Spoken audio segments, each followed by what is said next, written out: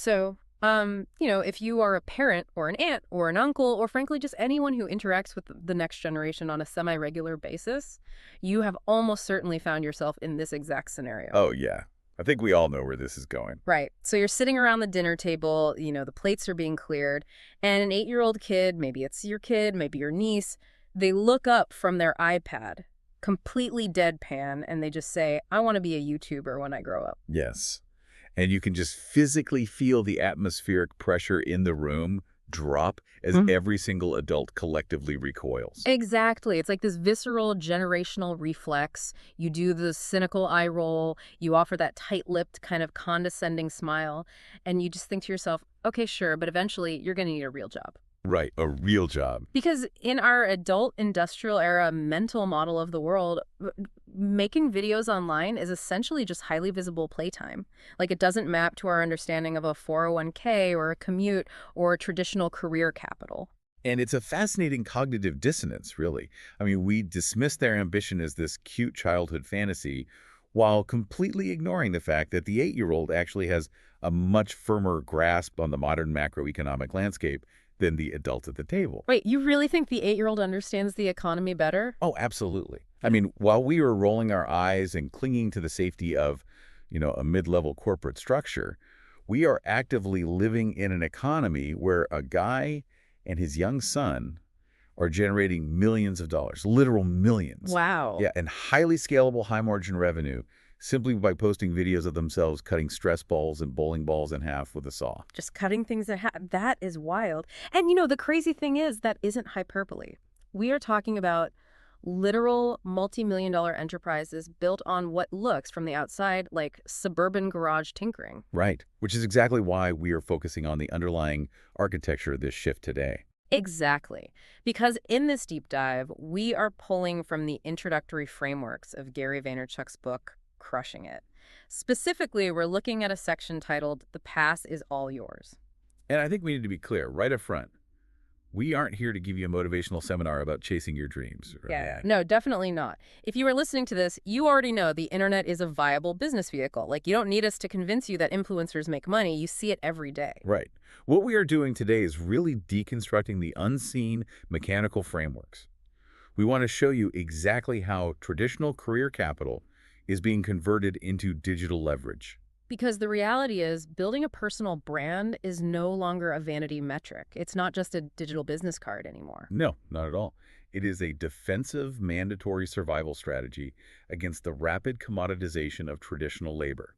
I mean, we are looking at the fundamental shift from the internet as just a communication protocol to the internet as the ultimate frictionless middleman of global commerce. So let's actually start right there with that transition.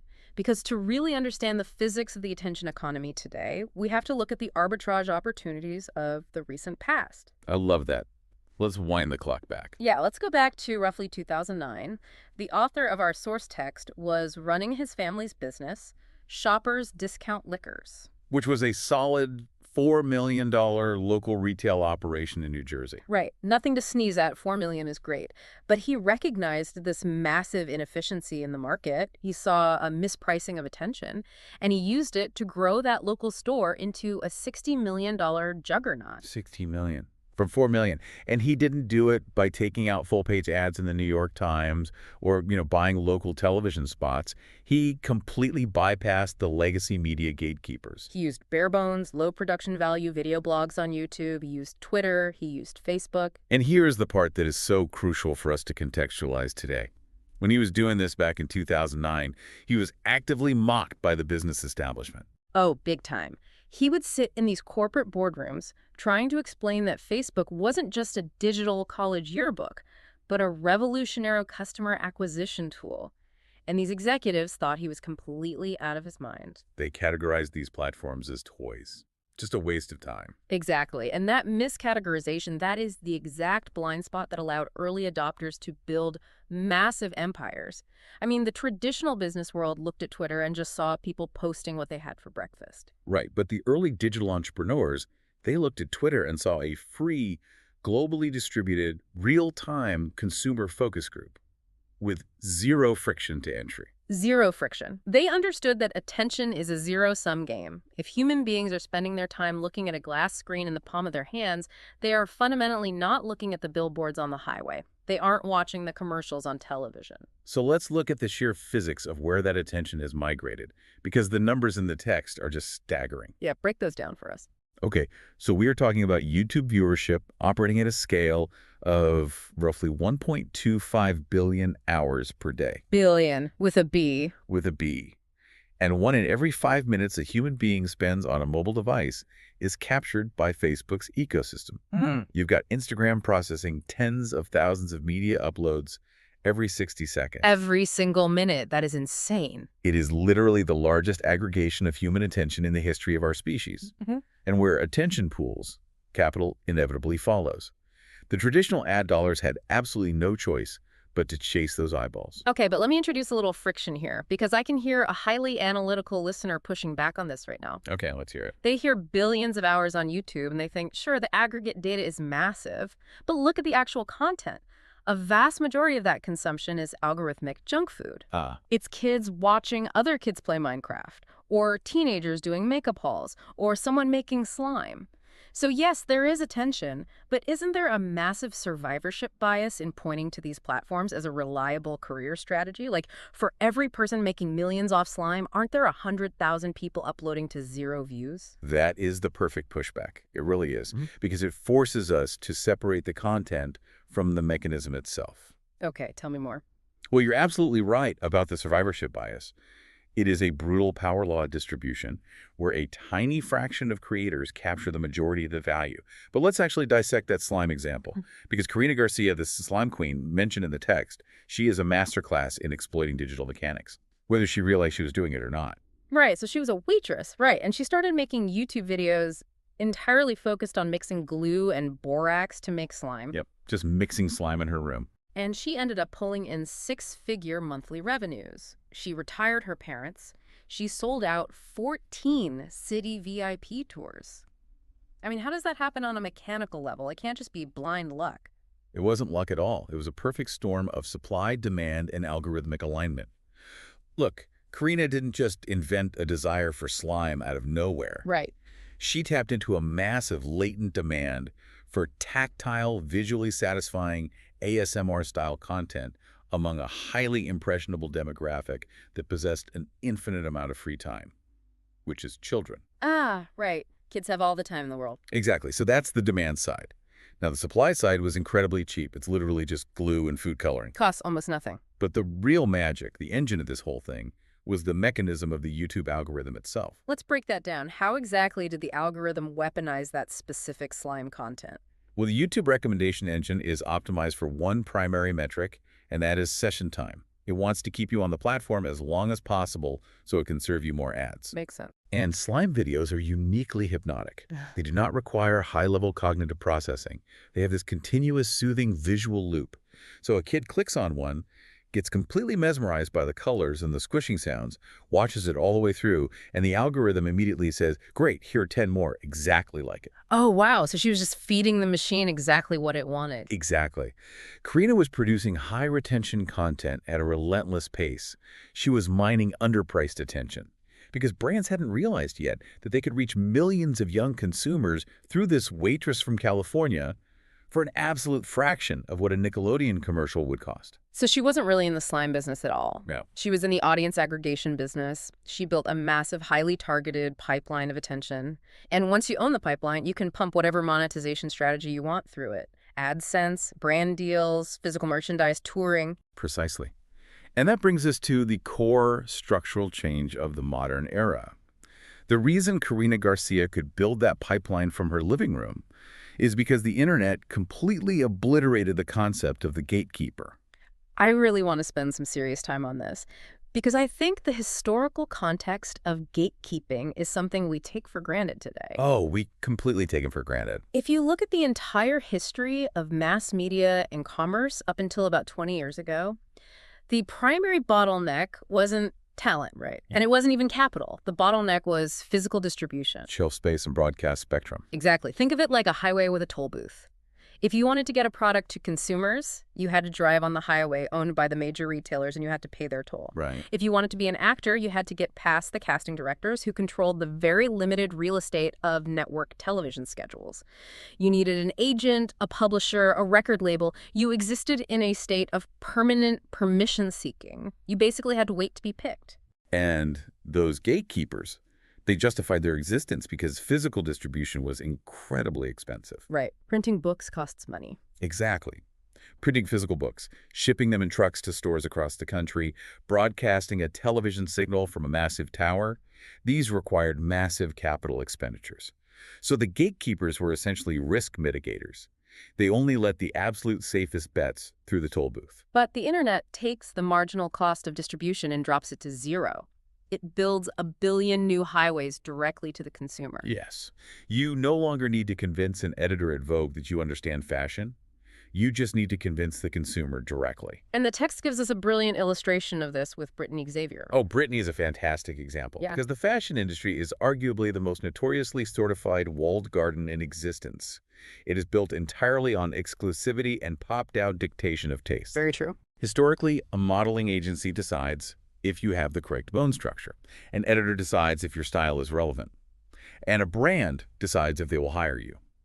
But Britney completely bypassed that entire industrial complex. She just started publishing her style directly to the end consumer on Instagram. She essentially created her own editorial ecosystem. And here is the mechanical shift that happens when you do that the power dynamic completely inverts. How so?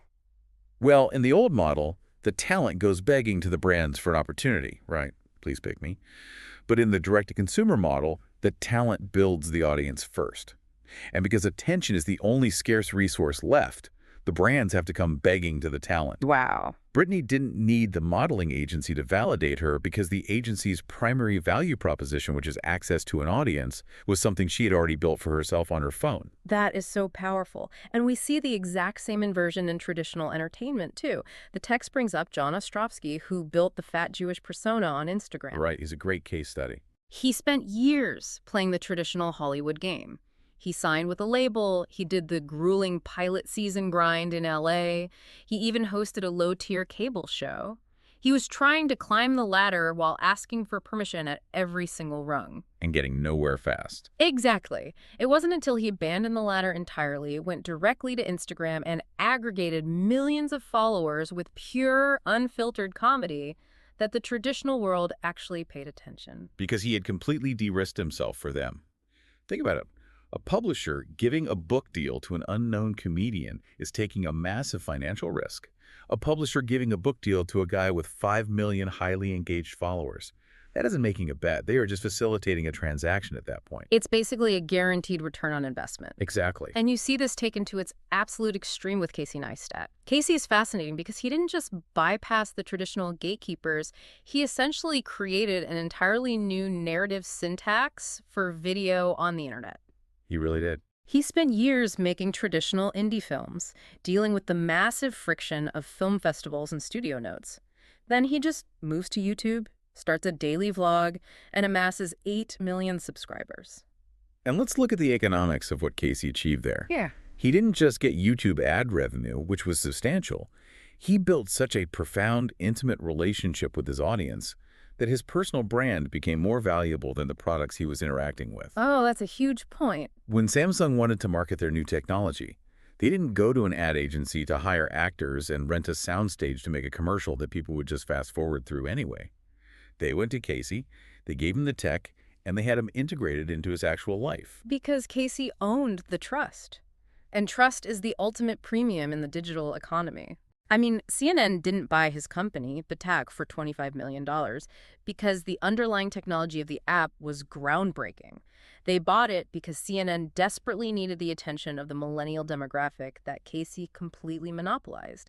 He built his own studio, his own distribution network, and his own highly loyal consumer base. Which perfectly transitions us into what is arguably the most crucial strategic concept of this entire deep dive. Okay, let's get into it. Everything we just talked about, aggregating attention, bypassing gatekeepers, the slime, the fashion, it only works long-term if you fundamentally understand the difference between a product and a personal brand. Yes.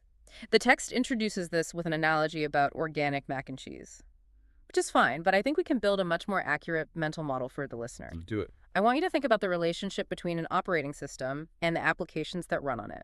Think about iOS on an iPhone. Okay, I like where this is going. If you are an app developer, you might make a phenomenal weather app. It's a great product. But if the Apple Weather API changes, or if a competitor makes a slightly better, prettier interface, your app becomes obsolete overnight. Right, because it's just an app. Exactly. You are incredibly fragile because you are just a single product. But the operating system iOS isn't a product in that same way. It's the foundational environment. It doesn't matter if people are using the phone to check the weather or play a game or trade stocks. The OS facilitates all of it. That's a great way to put it. In the digital economy, your specific skill or your current passion is just an app.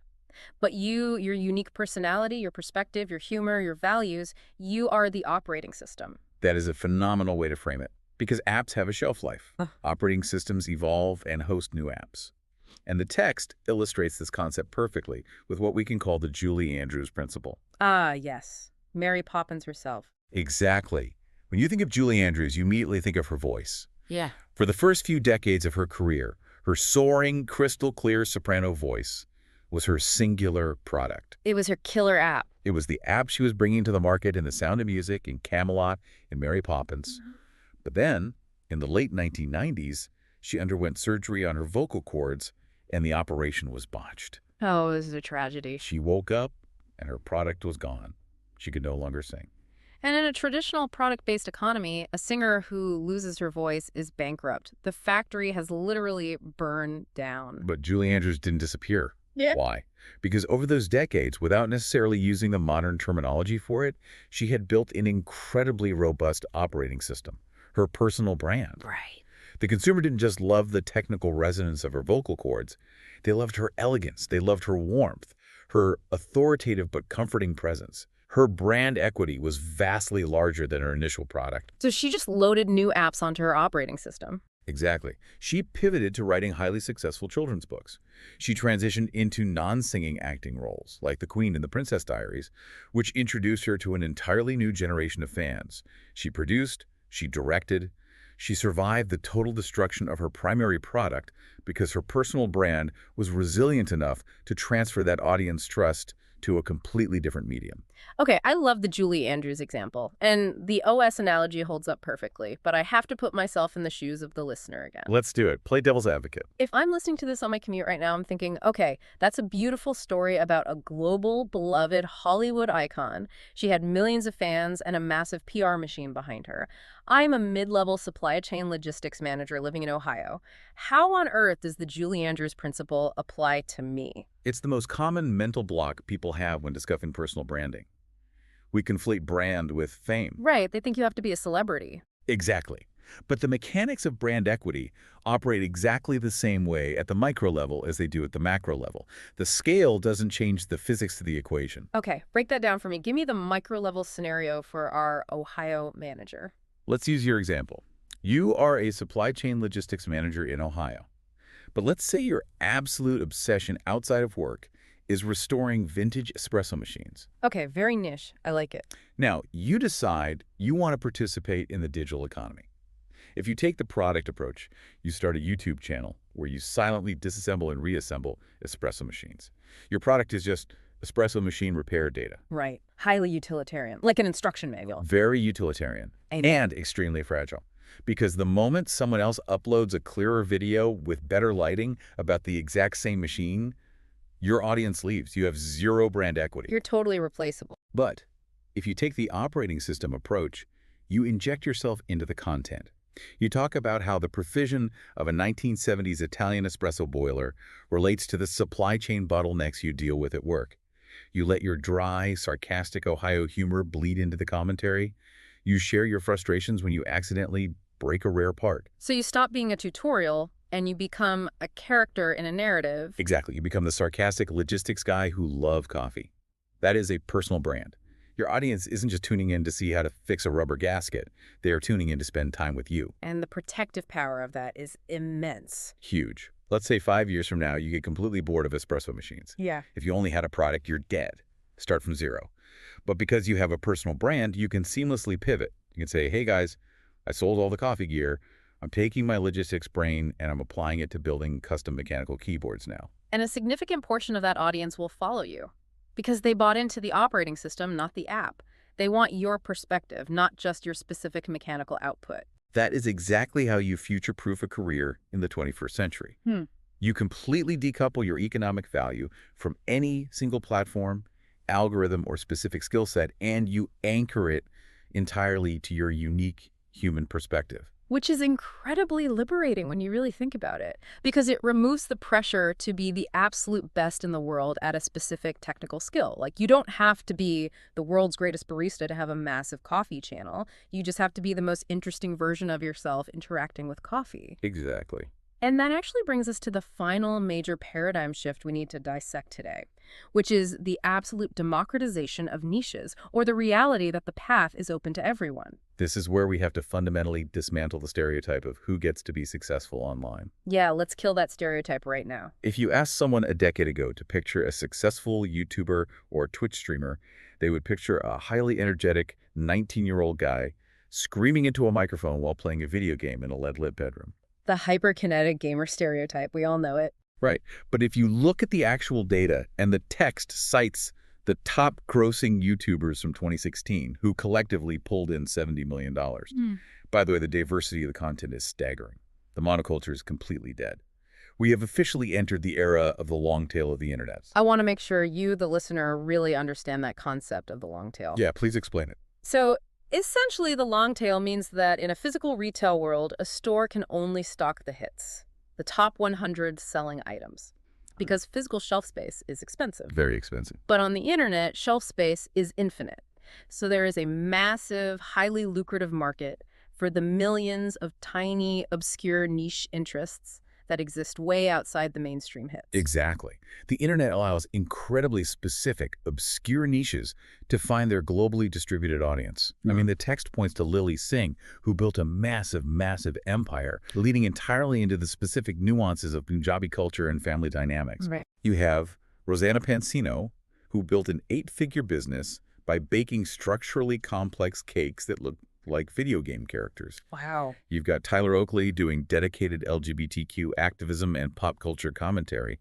And my personal favorite example of the long tail in action, Lindsay Sterling. Ah, the dancing violinist? Yes, a woman who plays classical violin while performing highly choreographed electronic dance routines.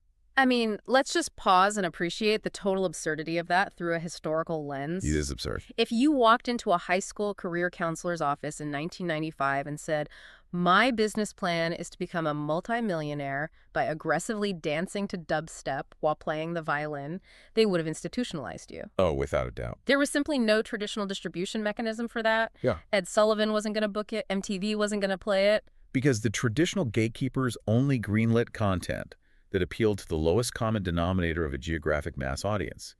They needed broad appeal. Right. But Lindsay Sterling didn't need a geographic mass audience. She needed a psychographic micro-audience scattered across the globe.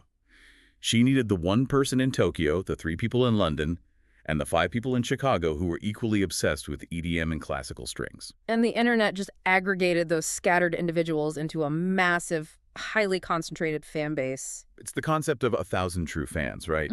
You don't need 1 million people to passively like you. You just need a small group of people to be fiercely dedicated to you. Exactly. And the thing is, this doesn't just apply to highly stylized entertainers like Lindsay Sterling. The most inspiring examples in the text, to me anyway, are the people who just ported their deeply unglamorous everyday job skills into a digital medium. Oh, like Dan Markham. Yes, let's look at Dan Markham. Dan's story is the perfect blueprint for the corporate professional who is looking at this landscape and feeling a bit overwhelmed. Yeah, set the stage for us. Who was he? So Dan was 37 years old.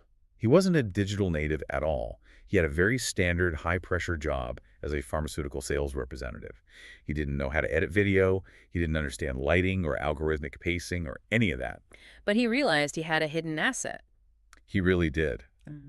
He realized that spending a decade walking into doctors' offices, trying to hold the attention of incredibly busy, impatient people while explaining complex medical data, that was the exact same underlying skill as holding the attention of a viewer on the internet. Oh, that's brilliant. He had mastered empathy, he had mastered pacing, and he knew how to deliver value quickly. So he took that quote-unquote boring corporate skill set and applied it to a YouTube channel he started with his son called What's Inside. Which is the channel we mentioned at the very beginning of the show where they just cut things open. Exactly. He weaponized his corporate communication skills. He knew exactly how to hook a doctor in the first 10 seconds of a pitch, so he knew exactly how to hook a viewer in the first 10 seconds of a video. It's just a brilliant transfer of human capital. And it highlights such a crucial lesson. Your past experiences, even the ones you feel are entirely disconnected from the whole creator economy world, those are the exact assets that will differentiate your personal brand. Absolutely. And we see that local to global transition with the story of Louis Blocka, too. Oh, the art teacher. Remind me about him. Yeah. So Louis was a high school art teacher. He had a deep, genuine passion for painting. But in the physical geographic world, his earning potential was strictly capped by his teacher's salary and the local demand for his art in his immediate zip code. Right. He was constrained by physical boundaries. He couldn't just magically find more local buyers. So he decided to experiment with digital leverage. But he didn't quit his job and move to Paris. He kept his day job. Right. He hosted a free wine and paint class for alumni at his school. And he did one critical thing. Mm. He documented it. He posted a single picture on Instagram. But he didn't just post it and walk away, right? He actually engaged. Exactly. He understood the platform was a cocktail party, not a billboard. He fostered conversation in the comments. He started taking the physical remnants of his classes, like the palettes he mixed paint on, and turning them into original abstract pieces. Very clever. And by building a narrative around his art on Instagram, he shifted his pricing model from a local commodity to a globally demanded asset. He drastically increased the price elasticity of his work. Give me the numbers. He went from selling paintings for $200 locally to auctioning them for $1,300 to a digital audience. He created a projected $30,000 a year in side income, all without sacrificing the security of his day job. That is just incredible. And that actually brings us to perhaps the most important practical takeaway of this entire conversation. I think so, yeah. Because when we talk about millions of dollars and 8 million subscribers and selling tech companies to CNN for $25 million, it can sound exhausting. It can sound like you have to win the lottery. But the definition of crushing it in the digital age is not binary. You do not have to become a billionaire to win this game. We really need to drastically redefine success. Let's just look at the baseline economics for a second. The median salary in the United States hovers around $51,000 to $55,000 a year. Okay, let's play with that number. You can earn that $55,000 as an overworked logistics manager. You can spend 2 hours a day sitting in terrible traffic. You can navigate toxic office politics. You can ask your boss for permission to take a Thursday off to go to your kid's recital. And you can live with the constant, low-grade anxiety that a corporate merger could eliminate your position tomorrow. Sounds miserable. It is for a lot of people. Or on the flip side, you can earn that exact same $55,000 a year by building a digital business around your weird obsession with restoring vintage espresso machines. Right. The gross income is literally identical, but the quality of life, the autonomy, the ownership of your time, and the asymmetric upside potential, they are completely different universes. And let's dial it back even further to the lowest possible risk profile. Let's say you actually like your corporate job. Some people do. Yeah. You like the stability of the logistics company. You can still use these exact same tools to build a side hustle on Twitch or Instagram or a Substack newsletter that generates just an extra $15,000 a year. And what does an extra $15,000 do for a family? It changes everything. It pays off a car. It funds a massive family vacation. It creates a financial buffer that removes a tremendous amount of stress from a marriage. And the barrier to entry is literally zero. You already own the smartphone. You are already paying for the internet connection every month. The marginal cost of trying is zero. The downside risk is zero, but the potential upside is infinite. Exactly. So let's pull all of these threads together. Let's synthesize the actual soul of this chapter, the underlying thesis we've been unpacking for the last hour. If we step back and look at the macro picture, what is the undeniable truth we have to accept here? I think the undeniable truth is that the digital revolution is no longer in its infancy, and it's certainly not a passing fad. We have firmly established the concrete reality of a new economic era. We have transitioned from a historical period where pursuing your passion meant accepting the starving artist trope taking a vow of poverty, because the physical gatekeepers wouldn't let you through to an era where pursuing your passion and building a brand around your unique perspective is mathematically the most viable, practical, and defensible business strategy available. Pursuing your passion is no longer a luxury. It's a defensive strategy against commoditization. I think that is incredibly powerful. So let's look you, the listener, right in the eye for a second. We've deconstructed the mechanics. We've shown you how the algorithm rewards attention, how the gatekeepers have fallen, how an operating system brand protects you, and how niche audiences are monetized. The architecture is fully exposed now, We've shown you the blueprint. which means the only variable left in the equation is you. The tools to build a globally distributed business are sitting in your pocket right now, completely free. The permission structure that required a middleman to validate your ideas has been dismantled. There is, statistically speaking, a global micro-audience waiting for the exact specific perspective that only you can provide. You just have to start. Right. The only thing stopping you is the friction of your own excuses. It's the fear of judgment from peers who are still operating on a 1995 mental model of the world. It's the comfort of passive consumption. You have to make a conscious decision to stop merely consuming the internet and start actively building equity on it. Because in the attention economy, you're either the architect collecting the rent or you are the tenant playing it with your time. Wow, that is perfectly stated. But let's be very clear about something as we wrap this up. Just because the path is open and the tools are free does not mean the execution is easy. Oh, definitely not. Knowing that you can build a personal brand is very, very different from knowing how to construct one that actually survives contact with the market. There is a massive difference between just throwing content into the void and systematically building a resilient digital architecture. The opportunity is infinite, yes, but the foundational principles of execution are incredibly rigid. And that is exactly what we are going to dissect in our next session. We are going to dive into the specific, unskippable structural pillars you need to ensure your brand doesn't just launch, but actually scales and monetizes. It's going to be a very tactical conversation. But for now, I want to leave you with a final, slightly uncomfortable thought. Something to deeply analyze as you go about the rest of your day. Tonight, when you finally sit down on the couch, exhausted from the day, and you pull out your phone to scroll through Instagram or YouTube or TikTok, I want you to look at the screen, not as a consumer, but as an auditor. Look at the people in those videos and ask yourself, are they fundamentally smarter than you? Do they have a harder work ethic than you? Or did they just have the audacity to hit publish while you chose to keep watching? Are you going to spend the rest of your life enriching everyone else's personal brand? Or are you finally ready to start building your own? That's a question you have to answer for yourself. Until next time, keep digging deeper.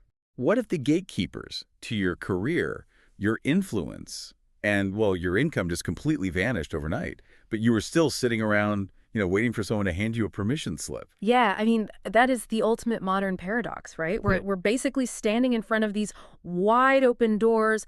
The locks are gone. The security guards went home years ago. And yet millions of us are just standing on the welcome mat knocking. Right. Just hoping someone. Exactly. Hoping someone on the inside is going to come turn the handle for us. It's wild. It is. And I see this tension play out constantly. Like, you sit down with a group of 8-year-olds today and ask them what they want to be when they grow up. Oh, I know where this is going. Right. The overwhelming answer isn't astronaut. It isn't firefighter. And it's definitely not like middle management corporate consultant. Definitely not. They will look you dead in the eye and say, YouTuber or, Twitch streamer. Yep. Because they look at the digital landscape and they see a completely valid, highly lucrative career path. One that offers fame, fortune, and just immense personal freedom. Which is entirely accurate, by the way. It is. But then you look at the parents in the room, you look at the adults, and the immediate reaction is almost universally dismissive. Oh, it's this deep, visceral cynicism. You hear the same tire scripts all the time. You need a backup plan, or that's not a real job, or my favorite, stop wasting time on your phone and get a degree. Yeah, the classic. Right. And there's just this monumental disconnect between the actual functional reality of the modern economy and the outdated 20th century scripts that adults are still running in their heads. It's like they're operating on an old operating system. Exactly. They brush off this massive cultural shift as just some sweet, naive childhood fantasy, and they are completely blind to the very real economic machinery operating right under their noses. So let's ground this in reality, because today, In this deep dive, we are going to unpack exactly why those kids are right and those adults are just completely missing the boat. Yeah, they really are. Today, we are exploring the profound reality that the internet has become the ultimate middleman, allowing anyone to build a powerful personal brand and go direct to consumer. Whether you're a plumber, a project manager, or an artist, you're about to learn why leveraging modern social platforms isn't just a side hustle, it's the most critical business strategy of our time. Absolutely, because we're talking about a world where an 11-year-old kid and his dad can become Like millionaires. millionaires, just to be clear. Multimillionaires. And not by inventing some crazy new software algorithm or inheriting a trust fund, Right. but literally by setting up a camera and cutting everyday objects in half. Just cutting things. Yeah. Golf balls, rubber chickens, bowling pins. They just cut them in half, post the videos, and generate millions of dollars. Which just sounds absurd to a traditional mindset. It does, but it isn't a fluke. It's a fundamental feature of the new digital economy. The internet has basically bypassed all the traditional distribution networks. It allows absolutely anyone to take their product, their personality, or whatever their niche obsession is, directly to the consumer. Ooh, to understand why a father and son cutting things in half can build an actual empire, I mean, we really have to look at the raw mechanics of human attention, right? We do. We're witnessing the largest migration of attention in human history. Like, the concept of reality TV 2.0 isn't an exaggeration. It is the baseline. Right. Younger consumers haven't just shifted their viewing habits, they have entirely abandoned traditional media infrastructures. The days of, sitting on a couch at 8 p.m. waiting for a network executive to feed you scheduled programming, those days are over. They're completely gone. And let's actually put some scale to that migration for you guys listening.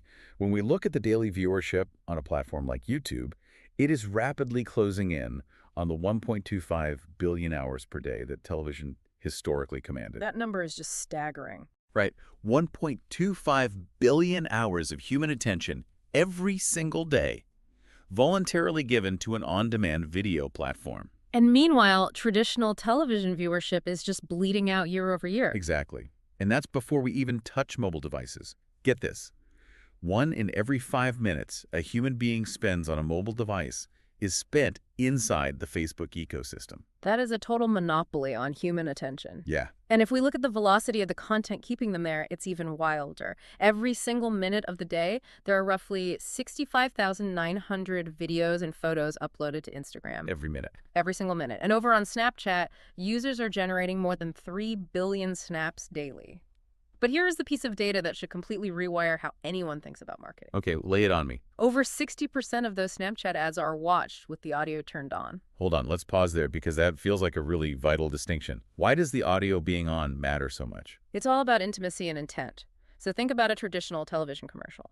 When the ad break hits, what actually happens? You grab your phone. Oh, Or go to the bathroom. right. You mute the TV, you go to the kitchen, the television just becomes background noise. Oh, for sure. But when someone is holding a phone 6 inches from their face, they've got their AirPods in, and they're watching a Snapchat story with the audio on, that is an incredibly intimate, highly engaged, active state of attention. You're practically inside their head. Exactly. You are essentially whispering directly into their ear. It is a level of psychological capture that legacy television advertisers could only ever dream of. Which completely explains the massive flow of capital we're seeing. I mean, brands have tripled their social media advertising spend since 2009. Oh, easily. And they aren't doing that because they think Instagram is just some fun, trendy place to be. Corporations are entirely agnostic. They only care about return on investment. Yep. ROI is the only metric. Right.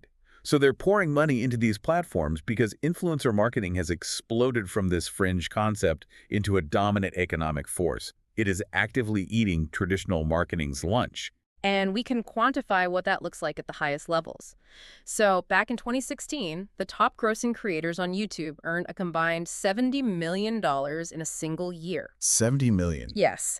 And the demographic makeup of those earners completely shatters the stereotype that this is just a game for, like, teenage boys playing Call of Duty in their basement. Yes, the diversity of the monetization is wild. You have someone like Lily Singh, who built this massive comedic empire by leaning heavily into her Punjabi culture. Yeah. Then you have Rosanna Pansino. She became a multimillionaire by baking incredibly nerdy video game-themed cakes. Which is such a specific niche. So specific. And Tyler Oakley turned his platform into a massive engine for LGBTQ activism, getting mainstream media deals. Lindsey Sterling took something as niche as dancing while playing the violin and built global arena tours out of it. Oh, and Michelle Phan. Exactly, Michelle Phan. Built a cosmetics empire, starting with simple webcam makeup tutorials. See, they didn't need to fit into the very narrow, very specific demographic boxes that traditional casting directors or network executives demanded. Right. They bypassed all that and found their exact tribe by going direct. Okay, but let me play the skeptic here for a second. Yeah. Because it is really easy to point to Lily Singh or Rosanna Pansino and say, look at these millionaires. Sure. I mean, they have millions of subscribers. It feels a little like survivorship bias. If I'm listening to this and I'm a mid-level accountant or a local baker, I don't have 3 million fans. Right. You're thinking, how does this apply to me? Exactly. Does someone actually need stadium-level audiences to make this economy work for them? Because with the sheer volume of content out there, 65,000 Instagram posts a minute, doesn't the market just feel hopelessly saturated unless you're a megastar? I am so glad you brought that up because that is the exact psychological barrier that keeps people paralyzed. Yeah. And it's based on a fundamental misunderstanding of how the digital economy actually scales. You absolutely do not need millions of followers to generate meaningful revenue. We have to look at the mechanics of micro-influencing. Okay, break that down for us. What does that look like? Let's look at an entry-level creator, someone who has spent, say, a few months building a highly engaged, hyper-specific audience of just 1,000 followers on Instagram. Just 1,000. Just 1,000. By posting high-quality, sponsored content twice a week to that tiny audience, that creator can generate roughly $5,000 a year. Okay, let's unpack the how of that. Why on earth would a brand pay someone who only has 1,000 followers? Because of conversion rates and trust. Imagine you own a company that makes specialized, high-end rock climbing chalk. Okay. You could spend $10,000 on a billboard near a highway and just hope that a few rock climbers happen to drive past it. Right. The old spray and pray method. Exactly. It's inefficient. Or you could find 20 micro-influencers on Instagram who only post about rock climbing. They only have 1,000 followers each. Okay, I see where this is going. Right, because every single one of those followers is a dedicated rock climber who explicitly trusts that creator's gear recommendations. So you pay those creators $500 each. And you've spent the exact same $10,000. Yes, but you have directly penetrated the exact community most likely to buy your product, delivered through a trusted source. So the small size of the audience is actually a feature, not a bug, because the concentration of interest is so pure. Precisely. And if you scale that dedication just slightly, say you grow that hyper-engaged audience to 10,000 followers, which is highly achievable with consistent quality output, you can net around $20,000 a year. Wow. But let's push it into full-time career territory. Think about the median salary for a traditional mid-level employee in the U.S., like an office manager. Okay, so what is that, like 50 grand? Yeah. It hovers right around $51,000. You can generate that exact same $51,000 salary by streaming yourself playing and commentating on video games on Twitch. That's crazy. Or, and this is to highlight one of the most brilliant examples of niche economics I've ever seen, you could match that median corporate salary by simply running an Instagram account dedicated to posting pictures of your pet hedgehogs wearing tiny hats. Wait, seriously? Hedgehogs in tiny hats replacing a corporate salary? Yes, literally. That sounds completely absurd, but it perfectly illustrates the democratization of commerce, doesn't it? Yeah. The specific niche truly does not matter. The passionate execution does. Exactly. Which demands a complete rewiring of how we interact with the technology we already own. Yeah. If you are listening to this right now on a smartphone, you need to stop viewing that piece of glass and metal as a passive consumption device. It is not a TV. It's not a TV. Yeah. It is not just a phone. It is a globally connected, high-definition broadcast studio. You are the studio head, the executive producer, the marketing department, and the star talent, all rolled into one. And once you accept that reality and you actually begin to build an audience, you encounter the next major evolutionary hurdle for any creator or entrepreneur. Okay, what's the hurdle? It's what happens after you find your first taste of success. Say you build a great following on Twitter, where you start moving a lot of product through a specific Instagram strategy. The natural human tendency is to get comfortable, to lean entirely on that one platform or that one specific product. Oh, which is incredibly dangerous. Very. It's the Julie Andrews principle. And for anyone building a brand today, this is one of the most vital concepts to grasp. Because what happens if you tie your entire economic existence to, say, the Twitter algorithm, and tomorrow the leadership changes, the algorithm shifts, and your reach drops to zero? Or consider an even more personal vulnerability. What if your entire brand is built around a highly specific physical utility? Give me an example. Imagine you are the internet's favorite beekeeper. You have built this massive following showing the intricacies of harvesting honey, handling the hives, educating people on bee conservation. Okay, I love the bee guy. Right. You make a fantastic living doing this, then suddenly you develop a severe, life-threatening allergy to bees. Oh, wow. So in the old economy, that is a catastrophic, career-ending event. You are the bee person. You can't touch bees. You are bankrupt. Your utility is gone. Exactly. This is why a personal brand must be engineered to transcend the initial hook that brought people to you in the first place. At its absolute highest level of execution, influencer marketing and brand building means that the market is willing to pay you just to be you. Just to exist as yourself. Yes, your perspective, your taste, your personality becomes the product. And the Julie Andrews story is the absolute perfect lens for this. We are talking about an undeniable cultural icon, The Sound of Music, Mary Poppins. Camelot. Legends. For decades, her entire public identity, her immense economic value, was built entirely on her soaring 4-octave soprano voice. It's true. She literally stated in interviews that she believed her voice was who she was. Her voice was her identity. And the market reinforced that belief for years, right? Yeah. She was hired for one highly specific utility, to sing perfectly. Right. Then, in the late 1990s, disaster strikes.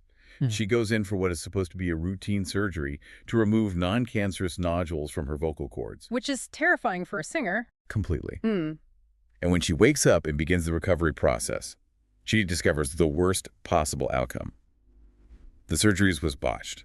Her singing voice, that 4-octave soprano that defined her entire existence, is completely permanently destroyed. It's devastating. If her brand was only a utility, if she was only a singing machine, her career dies in that hospital bed. But we know her career didn't end there. No, it didn't. Because over the decades of performing, she hadn't just delivered a utility, she had built a transcendent connection with the audience. The audience didn't just love the mechanical sound waves she produced, they loved Julie Andrews. Yeah, they loved her warmth, her grace, her specific comedic timing. Exactly, her maternal energy. Because she had built a transcendent personal brand, she was able to seamlessly pivot. Which she did beautifully. She wrote highly successful children's books. She transitioned into non-singing acting roles, dominated the box office in The Princess Diaries. Right. She moved into voice acting for the Shrek franchise. She created and starred in a Netflix series teaching the performing arts to preschoolers. She survived the total loss of her core utility because her personal brand was fundamentally stronger than the initial product she was selling. And this is the exact architectural blueprint every modern entrepreneur must follow. Your initial product, your initial niche, is just the starting point. It is the mechanism to gather attention, but it cannot be the entirety of your brand. How did that look in other industries, though? Think of an organic mac and cheese company. If their brand identity is purely, we are the people who make noodles and powdered cheese, they are trapped. But if their brand identity is, we provide healthy, organic, nostalgic comfort food for busy families, they can easily and successfully expand into cheddar cheese crackers or organic tomato soup or fruit snacks. I see. Or take a creator who starts a podcast specifically about pregnancy. That is a very narrow, time-bound hook. Literally 9 months. Right. A woman is only pregnant for 9 months. So if the brand is only about the biological mechanics of pregnancy, the audience churns out the moment they give birth. They're done. But can't subscribe. But if the creator's brand is about her unique, empathetic, highly researched approach to the anxieties of modern motherhood, she retains that audience. Suddenly, she's writing a best-selling book on navigating childhood anxiety or launching a community for mothers of toddlers. I love that example. The underlying architecture here can actually be visualized with a burger analogy. Oh, I'm listening. So your initial niche, the pregnancy advice, the beekeeping, the mac and cheese, the video game commentary, that is just the patty. Okay, the meat of it. Right. It's the core protein that brings someone to the cookout. But your personal brand, which is built on your unique humor, your specific worldview, your values, your aesthetic, that is all the fixings. The sauce, the bun, the lettuce, the cheese. I love that. The patty gets them in the door, but the fixings are why they stay loyal to your restaurant instead of going to the burger joint across the street. Exactly. The real-world application here is that you cannot trap yourself in a box of your own making.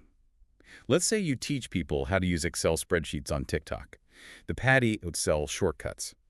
But if you inject your specific, dry, sarcastic humor into those videos, the audience falls in love with you. Yes.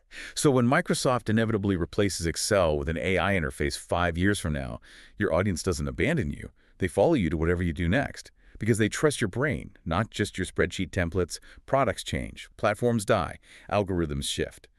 But a deeply forged personal connection transcends all of it. And to build that kind of transcendent brand, you have to understand the mechanism that makes it possible today, which brings us to the total collapse of traditional gatekeepers. Let's get into this, because this is huge. Historically, if you wanted to reach the masses, if you wanted to be a published author, a fashion model, a television comedian, you are entirely at the mercy of a middleman. The talent agent, the casting director, the magazine editor, the gallery owner. Just a very small group of people holding very large keys to very heavy doors. Yeah. Right. The traditional model was built entirely on waiting to be picked. You spent years, sometimes decades, refining your craft in obscurity, hoping, just hoping, that one of these gatekeepers would eventually bestow their blessing upon you and grant you access to their distribution network. And the internet has just obliterated that model. Completely obliterated it. It has removed the middleman entirely, allowing every single industry to establish a direct-to-consumer relationship. Let's look at the fashion industry as an example, because historically, that was one of the most heavily gatekept environments on Earth. Oh, absolutely brutal. Right. In the pre-digital era, the hierarchy was so rigid. You had a handful of superstar supermodels at the very top. You had a middle-tier booking commercial work. And at the bottom, you had thousands of aspiring models grinding out low-paying catalog shoots, attending endless casting calls, just praying that an agent at Ford or Elite would notice them and bump them up the ladder. You had absolutely zero control over your own trajectory. But today, the power dynamic has completely inverted. Look at someone like Brittany Xavier. Oh, perfect example. Right. She didn't spend years sitting in casting rooms waiting for an agent to validate her aesthetic. She simply bypassed the entire infrastructure. She took her styling sensibilities, her aesthetic vision, and she published it directly to Instagram. She built her own audience on her own terms. And the result of building that direct audience is crazy. The traditional gatekeepers, the major fashion brands, they now come begging her for exposure. Exactly. She isn't asking them for a platform. They are paying her for access to her platform. This direct-to-consumer mechanism applies across the entire spectrum of entertainment and business. Consider the comedy world and the trajectory of John Ostrovsky, who built a massive empire under the moniker the Fat Jewish. Oh, yeah. He spent years grinding through the traditional gate-kept entertainment circuit. He signed a record deal in college that didn't explode. He hosted a show on the E! Network going through traditional television producers. But he didn't achieve true stratospheric leverage until he bypassed all of those producers and focused entirely on amassing an audience of millions directly on Instagram. He owned the audience. He owned the audience. And what did that direct ownership yield? It didn't just yield comedy gigs. It yielded a major publishing deal, reality television appearances, and most impressively, a massively successful wine label, White Girl Rosé. Yep. He didn't need a beverage distributor to launch a wine. He had the consumer base right in his pocket. Or look at Casey Neistat. I mean, the godfather of vlogging. Right. Casey had been making brilliant, highly original indie films since 2003. He had some traditional success, even an HBO show, but his true breakout didn't come from Hollywood greenlighting a movie. It came when he picked up a camera, started a daily vlog on YouTube, and spoke directly to an audience that grew to over 8 million people. Because he owned that relationship. Exactly. Because he owned it, he was able to build a technology company in May and sell it to CNN for $25 million. He didn't audition for a commercial. His vlog was so influential that Samsung put him in their primetime Oscars advertisement. He manufactured his own gravity, and the legacy media systems were forced to orbit around him. That's a great way to put it. He manufactured his own gravity. But, you know, the critical psychological question this raises is, why are so many people still operating under the old rules? Why are talented, capable people still sitting around hoping an agent, an investor, or a publisher will magically discover them? It's wild. The strategy of waiting for a big break is not just outdated, it is mathematically incorrect in the modern landscape. Think about how a comedian operated in 2009. Twitter was gaining traction, and a comedian might use it to post jokes. But the goal of posting those jokes was still tied to the old world. The goal was to build enough buzz so that a talent agent would notice them, sign them, and hopefully get them a job in a writer's room for David Letterman, making a standard guild salary. Right. The platform was viewed merely as an audition tape for the legacy gatekeepers. Exactly. But today, Yeah. you don't need to audition to write jokes for a late-night host. Uh-huh. If you build that audience yourself, Mars Candy will directly wire you $10,000 to tweet a single joke about M&Ms directly to your followers. The middleman is dead. You are the network. Stop submitting your manuscript to 50 different publishers who are going to reject it. Self-publish it on Amazon, market it on TikTok, and let the readers decide. Stop waiting for an art gallery to feature your paintings. Put your canvas on Instagram and sell directly to the collectors. I love that energy, but we do have to acknowledge something here. Recognizing that the gatekeepers are gone often triggers a new, deeply ingrained psychological defense mechanism. Oh, totally. The excuses come out. Exactly. When people realize the path is open, they immediately start inventing reasons why they aren't qualified to walk down it. They look at the massive influencers, the multi-million-dollar acquisitions, and they assume these people must possess some inherent, unattainable advantage. Like it's a genetic trait. Right.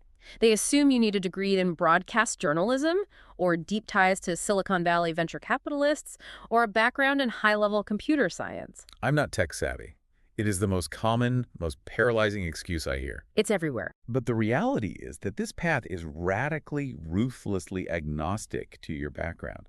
The internet does not care where you went to college. The algorithm does not check your resume before it distributes your video. Success in this space is entirely divorced from your formal education or your current industry. It is entirely dependent on your ability to leverage the experiences you do have, even if those experiences seem completely unrelated to content creation.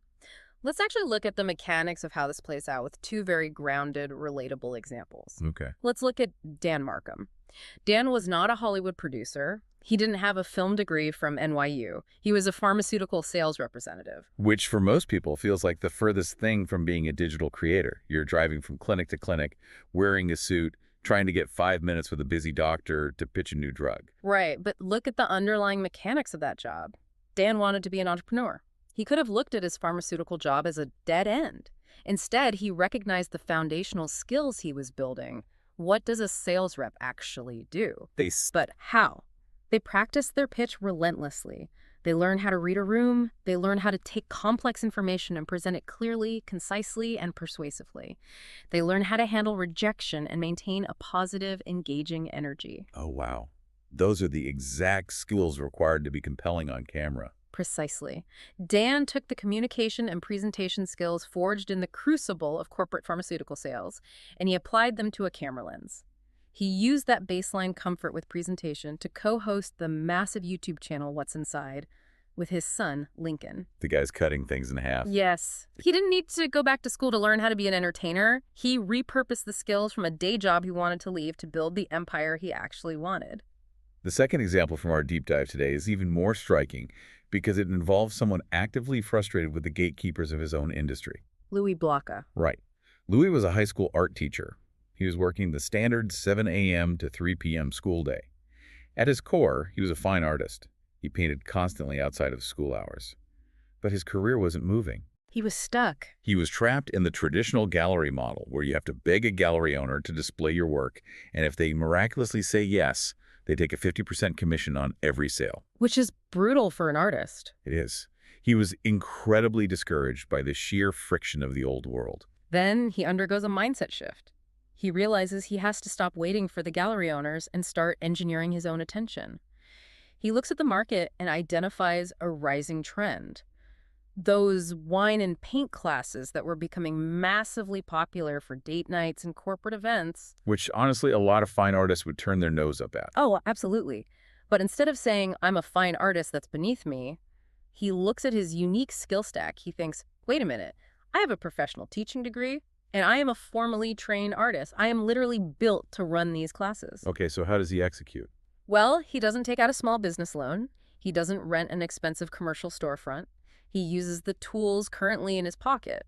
He uses Instagram to market a free wine and paint class at his alma mater. Let's break down the mechanics of what he did there. Because offering a free class isn't charity, it's a highly sophisticated marketing funnel. Yeah. By offering the first class for free, he completely removed the barrier to entry.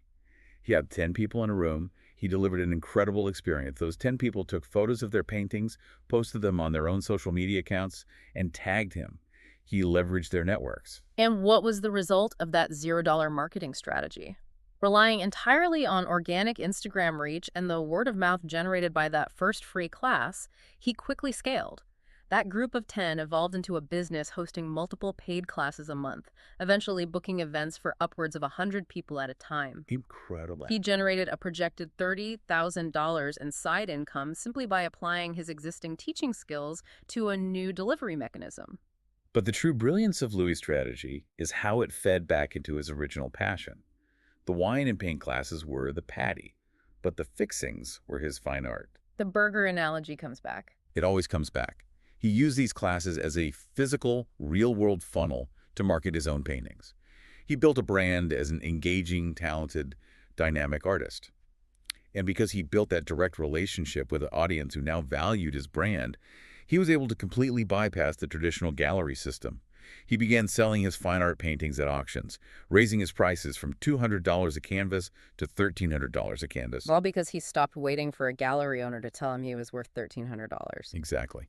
Which brings me back to the tech-savvy excuse. People hear about Dan's YouTube channel or Louis' Instagram funnel, and they say, well, I don't know how to edit video. I don't know how an Instagram algorithm works. I don't know how to capture an email list. The blunt reality is, so what? Neither did they when they started. The inability to use a piece of software is no longer a valid excuse for abandoning your ambitions.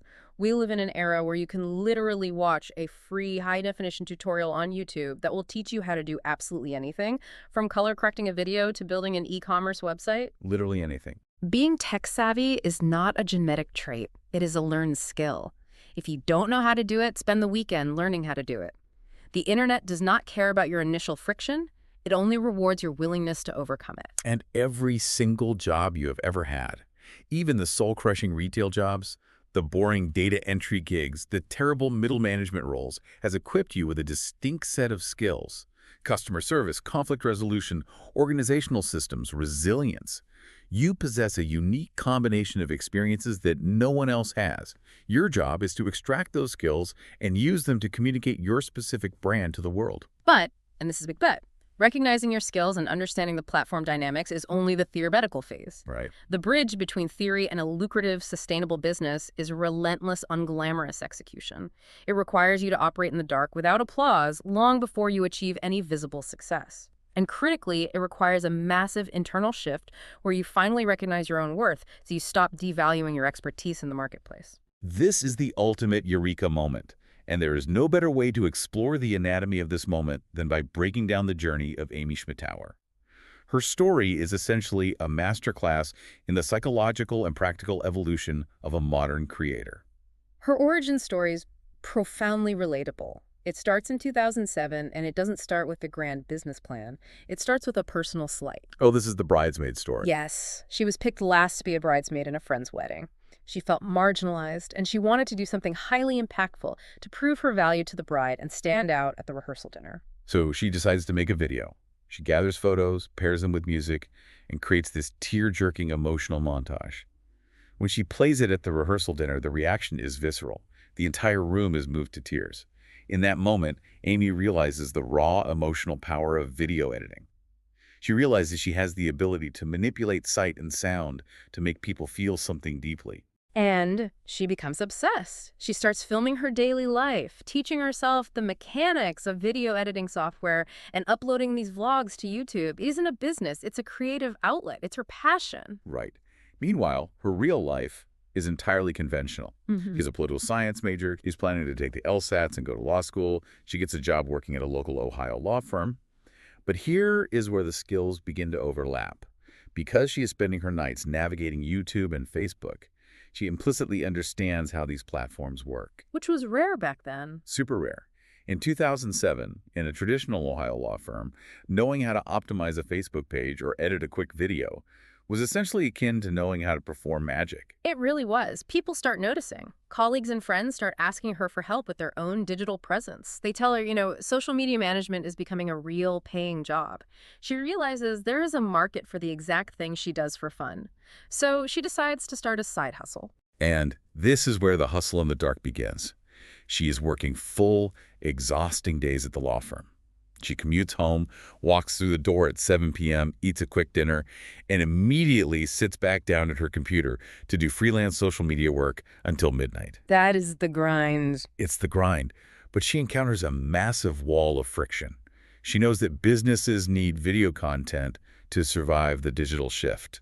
But when she tries to pitch this to small local businesses, they look at her like she's speaking a foreign language. They don't understand the value of video, and they certainly don't want to pay for it. So she correctly identifies that telling them won't work. She has to show them. She needs a case study.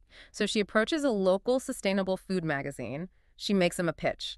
Let me take over your social media management completely for free for a set period.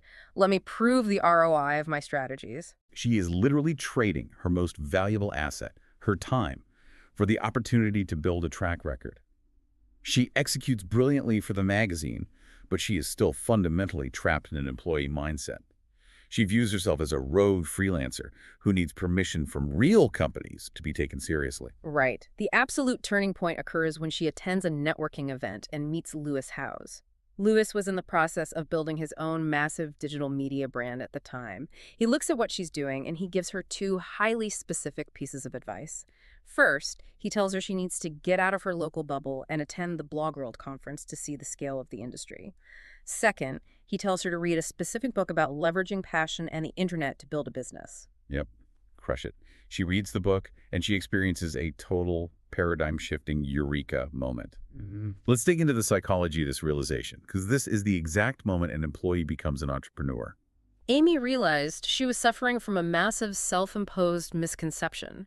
She believed that in order to charge premium rates, she needed to transform into a traditional, prestigious agency. She thought she needed a fancy office, a corporate letterhead, and a staff in order for businesses to respect her. We all think that. But as she evaluated the landscape, she realized her vlog, the raw, authentic videos she was making about her own life, was her credibility.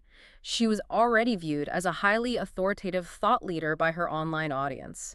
The engagement on her YouTube channel was the ultimate proof of concept. She realized, I don't need a credential from a university or a corporate agency. I am the credential. My execution is my resume. Yeah. That shift in mindset is incredibly powerful. Once she internalized her actual worth, the behavior changed immediately. She flat out stopped working for free. She realized that devaluing her skills in the marketplace was only attracting clients who didn't respect her time. In 2011, she officially quits the law firm to take her company, Savvy Sexy Social, full-time. But this is a crucial detail. She did not just blindly leap off a cliff fueled by toxic positivity. She executed with ruthless practicality. She understood that cash flow was the ultimate oxygen for a new business. Right. She engineered her environment for survival. How exactly did she do that? By drastically lowering her overhead. If you want to buy yourself the runway to figure out your business, you have to reduce your monthly burn rate. Amy moved in with her boyfriend to split rent. She sold her car to eliminate the payment and the insurance costs. She stripped her life down to the absolute financial basics so that the pressure to accept bad clients out of desperation was removed. And she even created a brilliant psychological hack for her own negotiations. Oh, this part is amazing. It's so smart. She knew she had a tendency to cave on pricing when speaking to clients on the phone.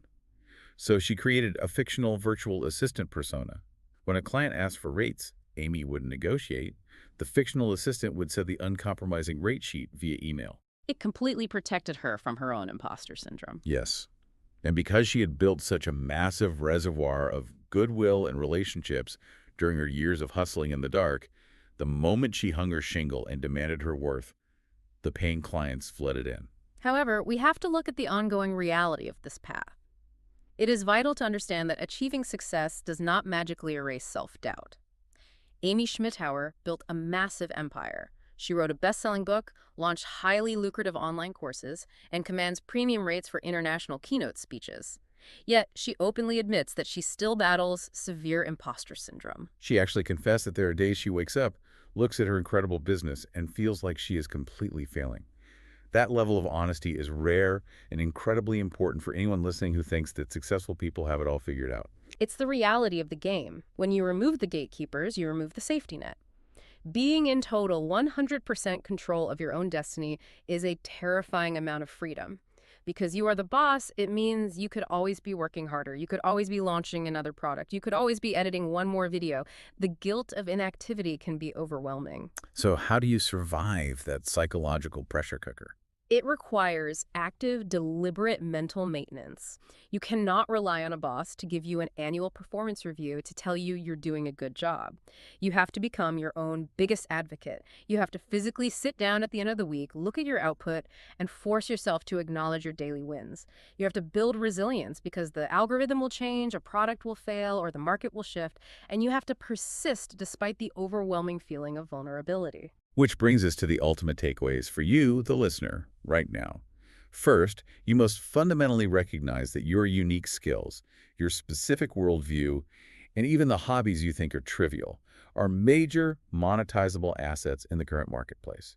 Do not devalue your expertise just because it comes naturally to you. Absolutely. Second, be ruthlessly smart about your transition. Do not quit your day job tomorrow. Work from 7 p.m. to midnight. Lower your overhead, sell the things you don't need, and build a financial runway so you can survive the leap when you are finally ready to bypass the gatekeepers. If we synthesize everything we've mapped out today, from the 11-year-olds building slime empires and retiring their parents, to the pharmaceutical reps building YouTube channels, to the art teachers leveraging free Instagram classes to raise their auction prices, the fundamental soul of this entire shift is this. In the digital age, your personal brand is your ultimate insurance policy. It's the only real security you have. It is the only asset you truly own that cannot be fired, laid off, or rendered obsolete by a corporate merger. Whether your personal version of success is making an extra $10,000 a year talking about fantasy football, matching your $51,000 salary by reviewing tech gadgets, or building a multi-million-dollar media conglomerate, the infrastructure is completely ready for you. The gatekeepers have vacated the premises. You no longer have to make the tragic choice between earning a living and following your passion. You can literally engineer a life where you get paid to do the exact things you would gladly do for free on a Saturday afternoon. Just think about the massive cultural shift in how we view hobbies. Consider the teenagers organizing massive esports tournaments, or the people who spent hundreds of hours walking around their cities playing Pokemon Go. Right. Society, and certainly our parents, labeled those activities as a complete waste of time. But in the modern economy, those activities are the exact conduits to mastering community building, understanding digital supply and demand, engineering audience engagement, and executing modern commerce. The things you naturally, effortlessly geek out over are no longer distractions. They are the foundation of your economic future. So the path is completely cleared. The locks are off the doors, and the opportunity is entirely yours for the taking. But let's be very clear about one thing. A cleared path does not mean the journey is going to be easy. Once you step through that door, the real grueling work begins. So what separates the creators who build decades-long legacy-defining brands from the entrepreneurs who burn out and fade away after 6 months? Next time, we are diving into the absolute bedrock of success. We're going to unpack the non-negotiable, fundamental traits you must cultivate to keep your brand standing when the algorithm shifts, the critics get loud, and the initial excitement wears off. Until then, stop knocking on doors that are already open. Stop waiting for permission. Turn on the camera and start documenting your truth. So if your business or, your personal brand is just failing right now, if you're completely stalled out, it is almost certainly an inside job. Oh, absolutely. I mean, it's not the algorithm. It's not some secret shadow ban. And it is definitely not because you're posting at the wrong time of day or like using the wrong camera preset. Right, yeah. People love to blame that stuff. They really do. Yeah. But if things aren't working, it is because your internal architecture is just fundamentally cracked. It's a harsh reality to confront, honestly. But when you look at the data and the underlying patterns of modern entrepreneurship that we have in the source material today, the bottleneck rarely lies in those external tools. Yeah, because those tools have never been cheaper, right? Exactly. They are cheaper and more accessible than ever. The friction point is almost always psychological. It's inside your own head. Well, okay, I am going to push back right away on that because, I mean, we live in this era of hacks. Like, if I open YouTube this afternoon, I'm going to see 10,000 videos telling me exactly how to game the system, how to optimize my tags, how to hook viewers in the first 3 seconds. Oh, the 3-second hook. Yeah. Right. All right. So it is incredibly tempting for you, the listener, to blame a lack of traction on, say, a bad hashtag strategy or just bad luck with the feed. Are we really saying that all of those tactical elements are just secondary? Secondary, yes. I mean, not totally irrelevant, but heavily, heavily secondary. Think about it like a high-performance sports car. Okay. You can put the most expensive, aerodynamically perfect tires on it, and that's your marketing, right? Your hashtags, your SEO. Flashy stuff. Exactly. But if the engine block itself is cracked, I mean, the car isn't going anywhere. You are literally just spinning really expensive tires in the mud. Wow. Yeah. That's a great visual. And today, we are looking at the source material that defines what that engine block actually consists of.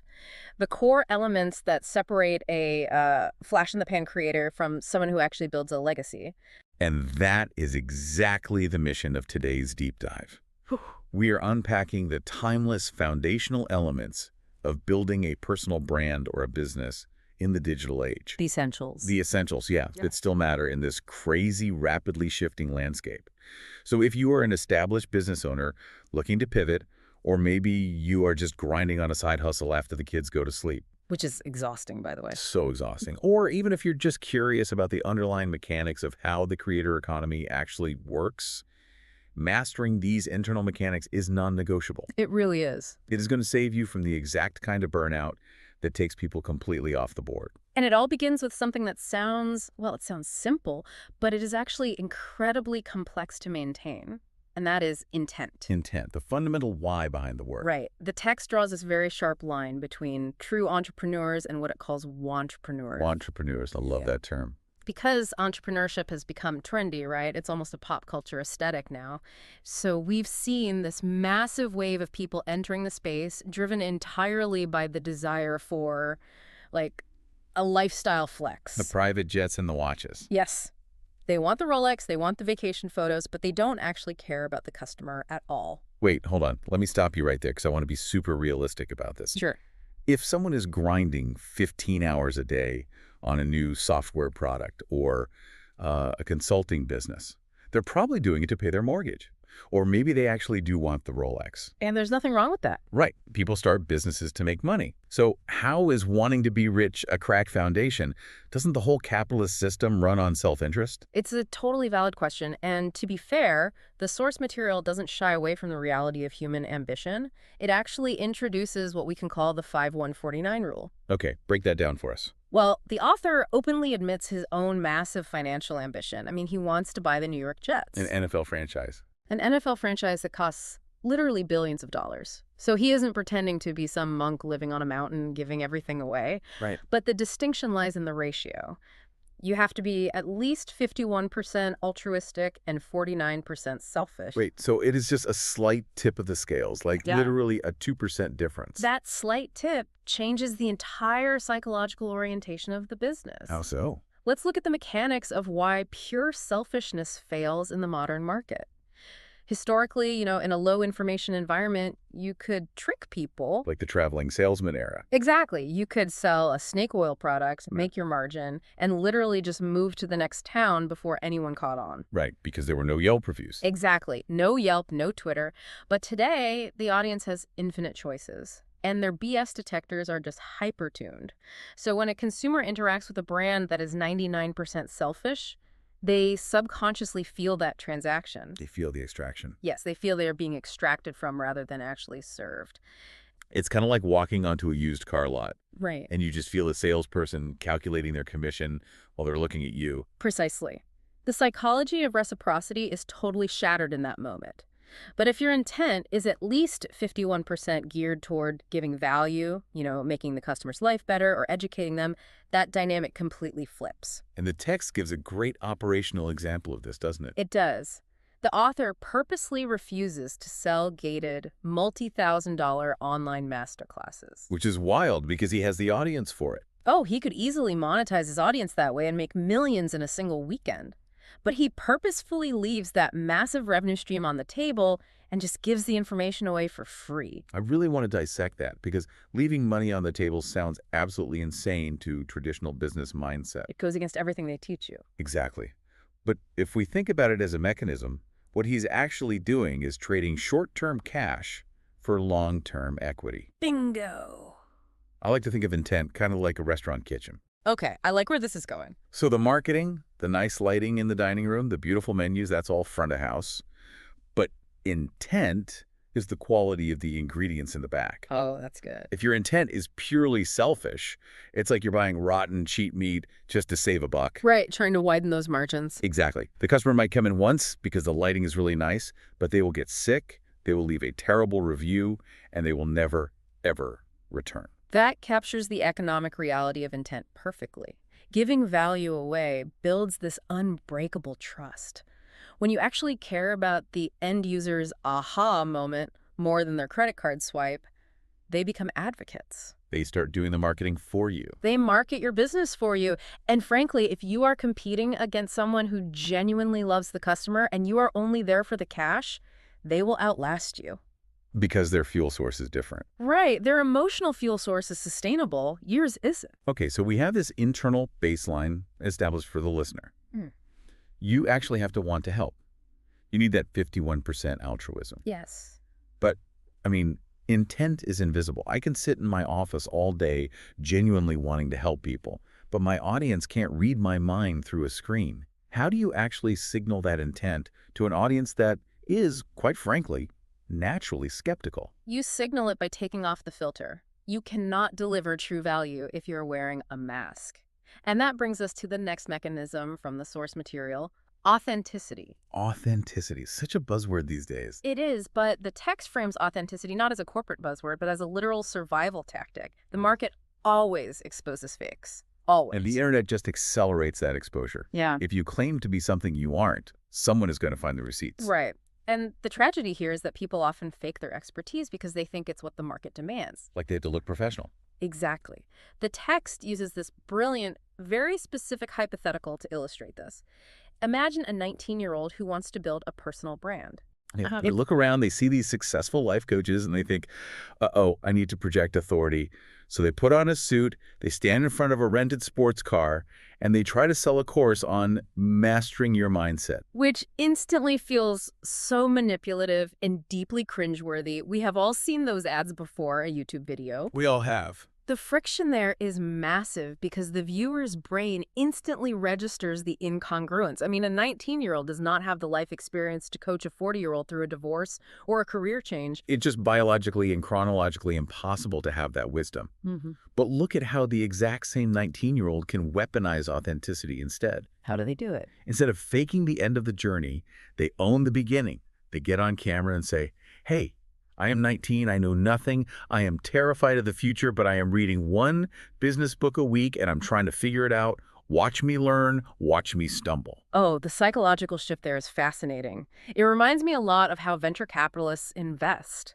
Well, they rarely bet on a founder who walks in claiming to have zero flaws and a perfect foolproof plan because they know that's a lie. Right, it's a red flag. Exactly. They bet on founders who say, look, here are our biggest vulnerabilities right now, and here's exactly how we're trying to solve them. Because that vulnerability makes them coachable. Coachable and trustworthy. By admitting they are a novice, that 19-year-old completely strips away the viewer's skepticism. You don't have to verify their credentials anymore because they aren't claiming any. And that is the true tactical advantage of authenticity. It is not okay to be manipulative, but it is highly profitable to be a novice. Wow, that's a great way to put it. It creates a low-friction entry point for your audience to connect with you. It is about leaning into your unvarnished reality, your weird quirks, your failures, the fact that you operate out of a messy garage instead of some high-rise office. Because those aren't liabilities. No, they are the unique identifiers that make you memorable in a sea of perfectly polished, identical competitors. Okay, I am really tracking with this. You have the altruistic intent, and you are stripping away the fake persona to be relentlessly authentic. But let's look at the human toll of that for a second. It's heavy. It really is. Being vulnerable on the internet day in and day out, exposing your actual flaws to public scrutiny, That is emotionally draining. It invites trolls. It invites intense judgment. How does someone sustain that level of open exposure without just completely burning out? They need a shock absorber because when the bank account is empty and the comments are vicious, intent and authenticity just aren't enough to keep you going. Need something else. You need passion. But, and this is key, the source material is very careful to redefine passion. How so? Because passion is another one of those words that's just everywhere. Right, it's not the cliche feel-good poster of a mountain in a corporate break room. Passion is a highly practical defensive tool. A defensive tool. Explain the mechanics of that. How does passion actually defend the business? It defends against the harsh reality of the timeline. Building a real business means you will likely go years, plural, years without seeing any significant financial returns. Just eating dirt. Exactly. If you are entirely dependent on money for your dopamine hits, you will literally starve. If you aren't deeply, obsessively passionate about what you are doing, the math dictates that you will quit when the pain of the work outweighs the non-existent financial reward. So passion is like a bridge. It provides an alternate currency to keep you moving forward when the dollars just aren't there yet. Okay, I hear this follow your passion advice constantly. And I have to admit, it often sounds like terrible, incredibly privileged advice. Oh, for sure. It can sound very out of touch. Right. What if someone's passion is, I don't know, collecting 14th century spoons? Or what if they are working in a seemingly boring B2B software niche just to pay the bills? Yeah. How does passion apply when the product itself isn't inherently glamorous or obviously monetizable? That is the critical nuance the text provides, and it's a game changer. The passion does not have to be for the physical product itself. Really? No, it can be a passion for the process or the medium. The text looks at the creator Sean McBride. He's known online as Shondoris. Oh, yeah, Chandras. When he first started gaining traction, he was actually selling jewelry online. But Sean was a skater and a snowboarder. He wasn't sitting up at night obsessing over the intricate details of metal clasps or, like, gem cuts. His core identity wasn't wrapped up in being a jeweler. Exactly. But he was incredibly passionate about engaging with customers, figuring out the complex puzzle of social media, and building a community. Oh. The community building was his shock absorber, not the jewelry itself. Another great example from the text is Andy Frisella in the fitness space. The nutrition guy. Right. He runs a massive nutrition empire, but he actively notes that his core passion isn't actually bodybuilding. Wait, really? Yeah. He stays in shape to facilitate other things. His true obsessive passion is creating success stories for other people and motivating them. The fitness products are literally just the vehicle. So the translation for you, the listener, isn't find a way to monetize your exact weekend hobby. No, not at all. It is. Find a vector in your daily work that you love enough to do for free for 3 years. Yes.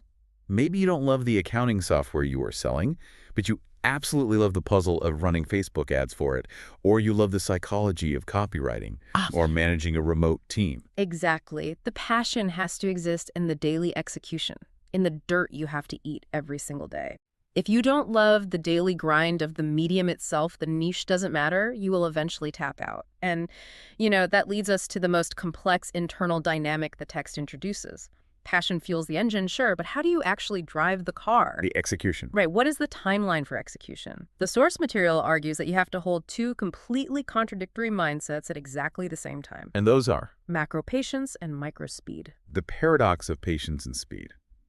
I find this concept incredibly clarifying because it addresses the core anxiety almost all creators feel. The tension is real. We are constantly told to hustle, hurry up, grind, but also trust the process. It takes time. It feels like being told to slam on the gas and the brake simultaneously. It does feel like that, which is exactly why we have to separate the macro from the micro. Let's do it. The text defines macro patience as playing a multi-decade game.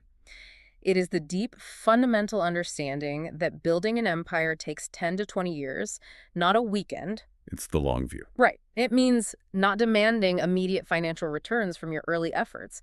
But, and this is a big, but macro patience is totally useless if it just becomes an excuse to be lazy. Oh, it's a long game. I'll just take today off. Exactly. That is why it must be paired with microspeed.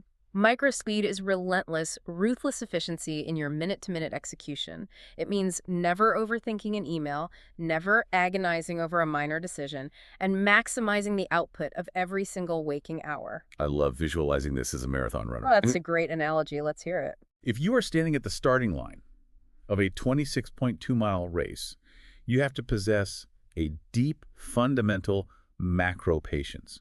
You have to know the finish line is hours away. Right. If you sprint the first mile because you are impatient, your body will literally shut down by mile 3. That long vision is macro patience. But, and this is where the speed comes in, your micro speed, your foot turnover, the cadence of your stride needs to be incredibly fast, efficient, and relentless with every single step. Long vision, fast feet. That analogy maps perfectly onto the author's own backstory from the text. How so? To illustrate macro patience, he talks about his 20s. While his peers were graduating, getting cushy corporate jobs, buying fancy watches, and trying to project this image of immediate success, he went completely underground. He disappeared.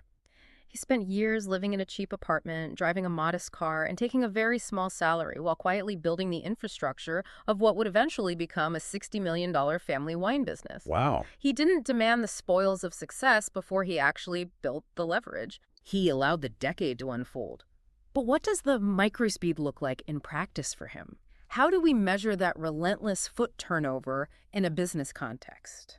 Well, the text points to the rise of voice-first technology to really illustrate our human obsession with microspeed. Think about platforms like Amazon Alexa or Google Home. Okay. Why did these devices infiltrate millions of homes so incredibly quickly? Because saying, Alexa, order paper towels, is about 3 seconds faster than pulling your phone out of your pocket, unlocking the screen, opening a shopping app, searching for the item, and clicking buy. We are talking about friction loss measured in literal milliseconds. Exactly. Consumers adopt new technology purely to shave milliseconds of friction off their lives. The text argues that the elite entrepreneur must apply that exact same intolerance for friction to their own daily workflow. Oh, I see. You cannot spend 3 weeks debating the exact shade of blue for your website's header. You make the decision in 3 seconds and you move on. You shoot the video, you post it, you write the article, you hit publish. So if you're listening to this right now and feeling completely stuck, you need to audit where your timeline is broken. Yes, run the audit. Are you stressing out because you aren't a millionaire by age 24? That is a massive failure of macro patience. Huge failure. But are you taking 4 days to reply to a crucial business email because you are overdrafting it and tweaking every word? That is a failure of microspeed. Be patient with the decade, but be incredibly impatient with the hour. And that impatience, that demand for microspeed, naturally implies a massive volume of action. Which brings us to the stark reality of the work ethic required. The text is completely unapologetic here, isn't it? Oh, completely. If you want to build a dominant brand from scratch today, the sheer volume of work required is staggering. Let's get into the thermodynamics of this because I really want to challenge the modern narrative around work. Okay, let's do it. We are having a massive cultural conversation right now about toxic hustle culture, burnout, mental health. A lot of people hear work 15 hours a day, and they immediately reject it as this unhealthy relic of the past. Yeah. How does the source material justify this level of extreme grind? It justifies it mathematically. And specifically regarding how algorithmic distribution actually works today. How so? When you are starting out, nobody knows who you are. The algorithms on these platforms, whether it's YouTube, TikTok, or a podcast network, they reward retention and consistency above almost everything else. They need data. Right. They need a massive volume of data to understand exactly who your audience is. If you post one perfectly polished video a month, the algorithm just doesn't have enough data points to map your content to the right viewers. You have to produce at scale. So it is a volume game early on. It is entirely a volume game. The text brings up Stephen Marinaro, who is known as the salon guy. Oh, I remember this example. Yeah, Stephen had a very diverse background. He was a hairstylist, a DJ, a fireman, even a fugitive recovery agent at one point. Quite the resume. Right. And when he decided to build a media brand around hair and styling, he didn't just casually upload a video on weekends. He treated his channel like a full-blown media conglomerate. You went all in. He hustled relentlessly. Filming, editing, reaching out for collaborations, engaging with every single comment. That sheer, undeniable volume of output took him from a $20,000 annual income to eventually covering the Oscars and New York Fashion Week. So he basically brute forced his way into the algorithm's favor through sheer work ethic. Exactly. But again, let's play devil's advocate. What about the person who says, look, I want to be successful, but I also want to see my kids, and I want to sleep 8 hours a night, Yeah. and maybe play a video game on the weekend?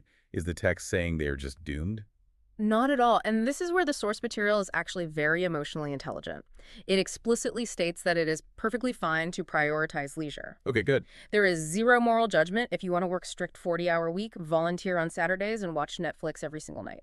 That is a completely valid, healthy human choice. However, the friction arises when your stated ambitions do not match your actual actions. Oh. The hypocrisy. Yes, the text takes direct aim at the hypocrisy. You cannot make the choice to prioritize leisure and then complain bitterly that your business isn't growing as fast as the competitor who is working 18 hours a day. It's just math. It is the literal law of thermodynamics. Energy in equals energy out. If you choose the balanced life, you must adjust your financial or growth expectations downward and be totally at peace with slower results. You cannot put in part-time effort and expect a 1% empire-level result. It is an audit of self-awareness. Yeah. Aligning your daily actions with your actual desires, not just the desires you think you're supposed to have. Exactly. Now, let's say someone is all in. They are doing the 15-hour days. They have the intent, the passion, the micro speed. There is a massive danger here, isn't there? A huge one. You can be the hardest worker in the world, literally swinging an axe for 15 hours a day. Yeah. But if you are swinging it in an empty forest, you hit nothing. Yeah. How do we direct that massive work ethic? You have to direct it toward attention. Attention is the ultimate foundational currency of the entire digital economy. It really is. The source material emphasizes that a successful entrepreneur must operate essentially as an attention day trader. A day trader of attention. I like that. You have to develop the skill to spot undervalued, underpriced attention before the mainstream market catches on and the prices go up. I want to break down the mechanics of underpriced attention. What does that actually mean for the listener on a practical level? Well, think about the historical shifts in media. When attention migrated from radio to television, the early adopters on TV bought commercial time for pennies on the dollar because the big brands were still romantically attached to radio. Right, they were scared of the new thing. Exactly. And the same thing happened from television to the early internet and from Facebook to Instagram. The text points out how many people dismissed Snapchat in its early days as just a frivolous app for teenagers. I remember that. Everyone thought it was just a fad. But the smart operators didn't judge the platform. They just saw where the eyeballs were migrating, moved in, and built massive audiences, while the cost of entry was basically zero. So the lesson is, you cannot be romantic about how things used to be. You have to trade the reality of today. Yes. And the text spends a lot of time on voice-first platforms as an undervalued frontier. Why does it highlight audio and voice so heavily? What is the psychological mechanism driving attention there? It all comes down to cognitive load and the transition moments of our day. Transition moments. Yeah. Human attention is fiercely guarded, but there are specific windows where our cognitive defenses are naturally lowered. The text identifies three main ones: the first 15 minutes after waking up, the commute to work, and the last 15 minutes before bed. Ah, right. During these windows, we generally don't want to engage in heavy, active decision-making. Our cognitive load is either booting up for the day or shutting down for the night. We want passive consumption. We definitely don't want to scroll and read dense text. Exactly. Voice-first platforms like a daily flash briefing on Alexa or an audio deep dive during a commute slip perfectly into these low-friction transition moments. Because it takes zero effort. Right. You are capturing the consumer's attention when they are most receptive to habit building. The retention rates in these passive audio spaces are massive compared to, say, a crowded visual feed where people scroll past you in a microsecond. So the strategy isn't just post everywhere all the time. It is understand the psychology of where the audience's brain is at any given hour and meet them exactly there. Precisely. But this requires constant adaptation. Platforms rise and fall. Look at Vine or Periscope. Does the source material address the risk of investing massive effort into a platform that might just disappear in 2 years? It does, and it completely reframes the concept of failure in this space. The text brings up a platform called SocialCam. Oh, wow. SocialCam, that's a throwback. Right. It was hot for a minute, the author invested serious time into figuring it out, and then it effectively died. So all that effort was wasted. No, that's the point.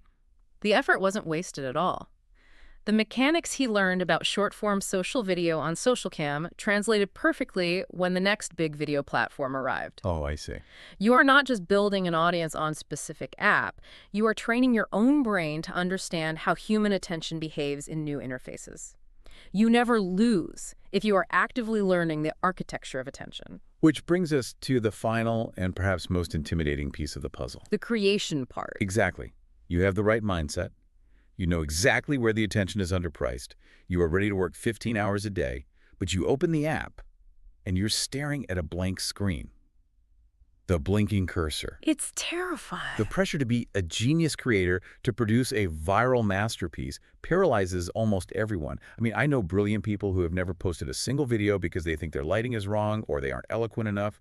How does the text solve the paralysis of the blank page? By completely destroying the premise that you need to be a creator in the traditional sense. It introduces what it calls the eighth essential, and it is a massive paradigm shift. Document, don't create. Document, don't create. Explain how that works mechanically to bypass imposter syndrome. Well, imposter syndrome happens because you are stepping in front of a camera and implicitly saying, I am an expert, listen to my polished wisdom. Which feels fake. It creates massive internal friction because deep down you know you are still figuring it out. But when you shift your mandate from creating art to simply documenting your reality, the friction completely disappears. Take the pressure off. Exactly. You do not need to be an expert.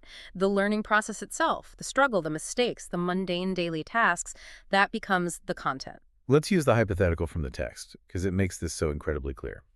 The author asks us to imagine if we had raw, unedited, daily smartphone footage of Vera Wang cutting her very first dress patterns on the floor of her apartment. Oh, I would love to see that. Or George Lucas, as a young, stressed-out student at USC, just brainstorming rough, terrible ideas for student films over cheap coffee. Or Michael Jackson, practicing early dance moves in an empty studio, falling down and getting frustrated. People would pay millions of dollars to watch that footage today. Why? Because as humans, we are endlessly fascinated by watching the evolution of greatness. The polished Hollywood movie is great, but the struggle to get there is deeply, deeply relatable. We want to see the mess. Yes. When you simply document your daily grind, you are inviting the audience into the trenches with you. You aren't lecturing them from a mountaintop. You are walking next to them. It is exactly like the DVD extras on a movie. Yes. I remember watching the behind-the-scenes documentary for The Lord of the Rings and seeing the prop makers staying up for 48 hours straight, literally crying, trying to forge thousands of prop swords. The passion. That documentary was almost more compelling than the actual polished movie because it connected me to the raw human effort behind the illusion. People connect with the struggle, not just the trophy. And practically speaking, documenting solves the volume problem we discussed earlier. How so? If you have to sit down and think of a viral idea from scratch every single day, you will brain out in a week.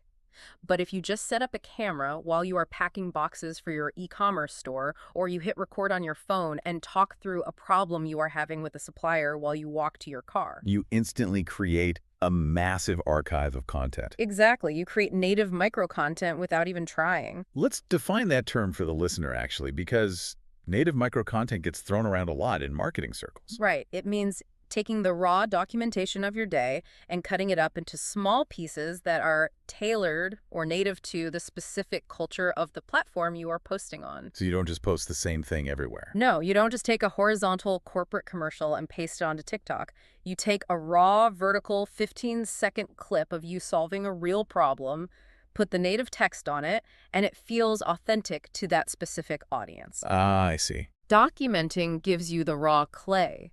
Native micro-content is how you shape it for different rooms. And there's another crucial mechanism here. Documenting acts as a built-in guardrail for authenticity. We talked earlier about the danger of faking it. Yes, the 19-year-old life coach. Exactly. Well, it is incredibly difficult to fake being a massive tycoon when you are actively vlogging your daily commute on a crowded subway, or documenting the fact that your big product launch just failed. Documenting forces you to live in the truth of your current situation. It forces congruence. You can't lie when the camera's just showing what's actually happening. So if we look at this entire internal architecture we've explored today, we can really see why blaming the algorithm is such a huge cop-out. It really is. Building a personal brand or a business that actually resonates isn't a tactical game. It is a holistic psychological alignment. It all connects. If I'm synthesizing this correctly, the entire system relies on every part functioning together. Yep. You have to start with the pure 51% altruistic intent to actually serve the audience. Otherwise, they will sense the extraction and leave. Right. To signal that intent, you must have the authenticity to be unapologetically yourself, even if you are a total novice. And because being authentic is vulnerable and exhausting, you need the shock absorber of passion, a love for the daily process, to keep you from quitting during the lean years. And with that emotional fuel, you manage the timeline paradox. You deploy macro patience, deeply understanding that real leverage takes decades to build, while simultaneously executing with micro speed, eliminating the friction of overthinking in your daily tasks. That speed requires a relentless work ethic, a massive volume of output to feed the algorithmic realities of modern distribution. But you don't just work blindly. You direct that immense effort toward underpriced attention, catching the audience in transition moments where their cognitive load is low. And finally, You feed that attention not by agonizing over creating a masterpiece, but by humbly documenting the messy, raw reality of your climb. it is a complete ecosystem. When you align those internal elements, the external tactics, the cameras, the hashtags, the posting schedules, they finally have a solid foundation to sit on. The engine is rebuilt, and now the tires can actually grip the road. Now that you understand the psychological architecture required to survive and thrive, the real work begins. You have the blueprint for the engine, but the landscape is always changing.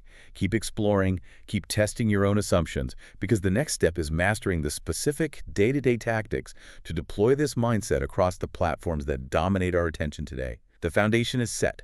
Get to work, and we'll see you on the next deep dive. So what if the biggest thing stopping you from building a massive personal brand isn't actually a lack of expertise, Right. but like the fact that you are trying way too hard to create instead of just documenting? Yeah, I mean, it's a completely backward approach to how most of us are taught to present ourselves professionally. Hmm. We're conditioned to believe that, before we hit publish, before we even speak publicly, Mm-hmm. we need the finished product. Oh, totally. The polished case study, the definitive, perfect answer. Exactly. Because for decades, the golden rule of business and personal branding was basically fake it till you make it. Right. You put on the suit, you rent the fancy car for the photo shoot, you project this image of absolute flawless perfection until reality finally catches up with you. Which is exhausting. It is. But looking at the mechanics of modern influence today, that era is just dead. It's been entirely replaced by a demand for radical transparency. And that sets up this massive tension, I think. You have this intense, lingering pressure to be perfect and polished, and it's fighting against the undeniable modern power of just being raw and real. We are looking at a fundamental shift in how trust is built.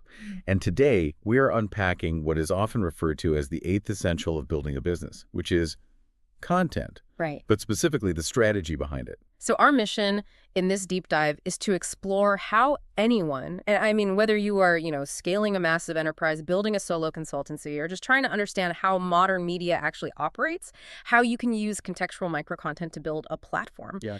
We're going to look at the mechanics of distribution, the psychology of these platforms, and why making your actual, messy, unfiltered learning process, the product itself, is the ultimate shortcut to long-term business survival. Let's start with the distribution mechanics, because this is where the biggest bottleneck usually happens for people. For sure. The landscape of content distribution has just completely fractured. Like 5 to 10 years ago, you could write a piece of thought leadership, drop the link into some automation tool, and just blast the exact same headline and URL across Twitter, LinkedIn, and Facebook simultaneously. Ah, yes. The old copy-paste syndication method. We all did it. Right, everybody did it. But mechanically, that approach now actively damages your reach. True engagement today requires native micro-content. Native micro-content. Exactly. This means content specifically engineered for the unique psychological state and, frankly, the specific algorithmic preferences of the platform where it lives. Okay, I have to jump in here because I actually don't buy that native micro-content is always worth the ROI, especially for a solo creator or a lean team. Okay, play devil's advocate. Let's look at the reality of the workflow. If I spend 4 hours filming a really high-level video, right? And then I have to spend another 6 hours tweaking the aspect ratio, rewriting all the captions, and adjusting the pacing just to appease four completely different algorithms. Yeah. I'm not running my actual business anymore. I've become a full-time video editor.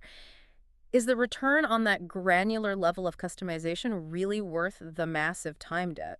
So let's break down the hidden cost of not doing it, because that's where the ROI calculation usually goes completely wrong. Okay.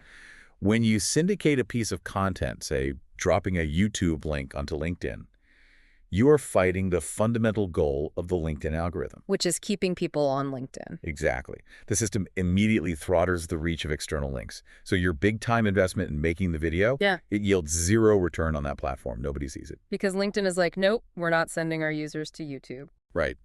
But beyond the algorithm, let's look at user psychology. Think of social media platforms like different social settings in the physical world. The user's brain state actually shifts depending on the app they open. Oh, that's interesting. So when someone opens LinkedIn, they are in a networking, career advancement, industry analysis mindset, right? Like walking into a formal corporate mixer. Exactly.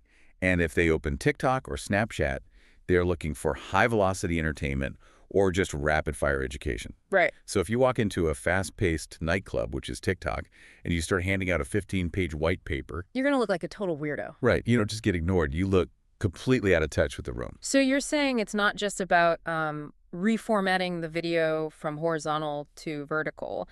It's about translating the intent of the message to match the user's current cognitive state. That is the absolute core of native content. On Twitter, for example, the user is in a conversational, news-gathering mindset. Yeah, they're scrolling fast. Very fast. They're looking for high-friction, thought-provoking text. But Facebook relies heavily on community and catching up, so users there have way more patience for a mid-length video or a longer, story-driven post, like a family BBQ. A family BBQ, right. And YouTube is, what, the living room TV? YouTube is a search engine and a television replacement.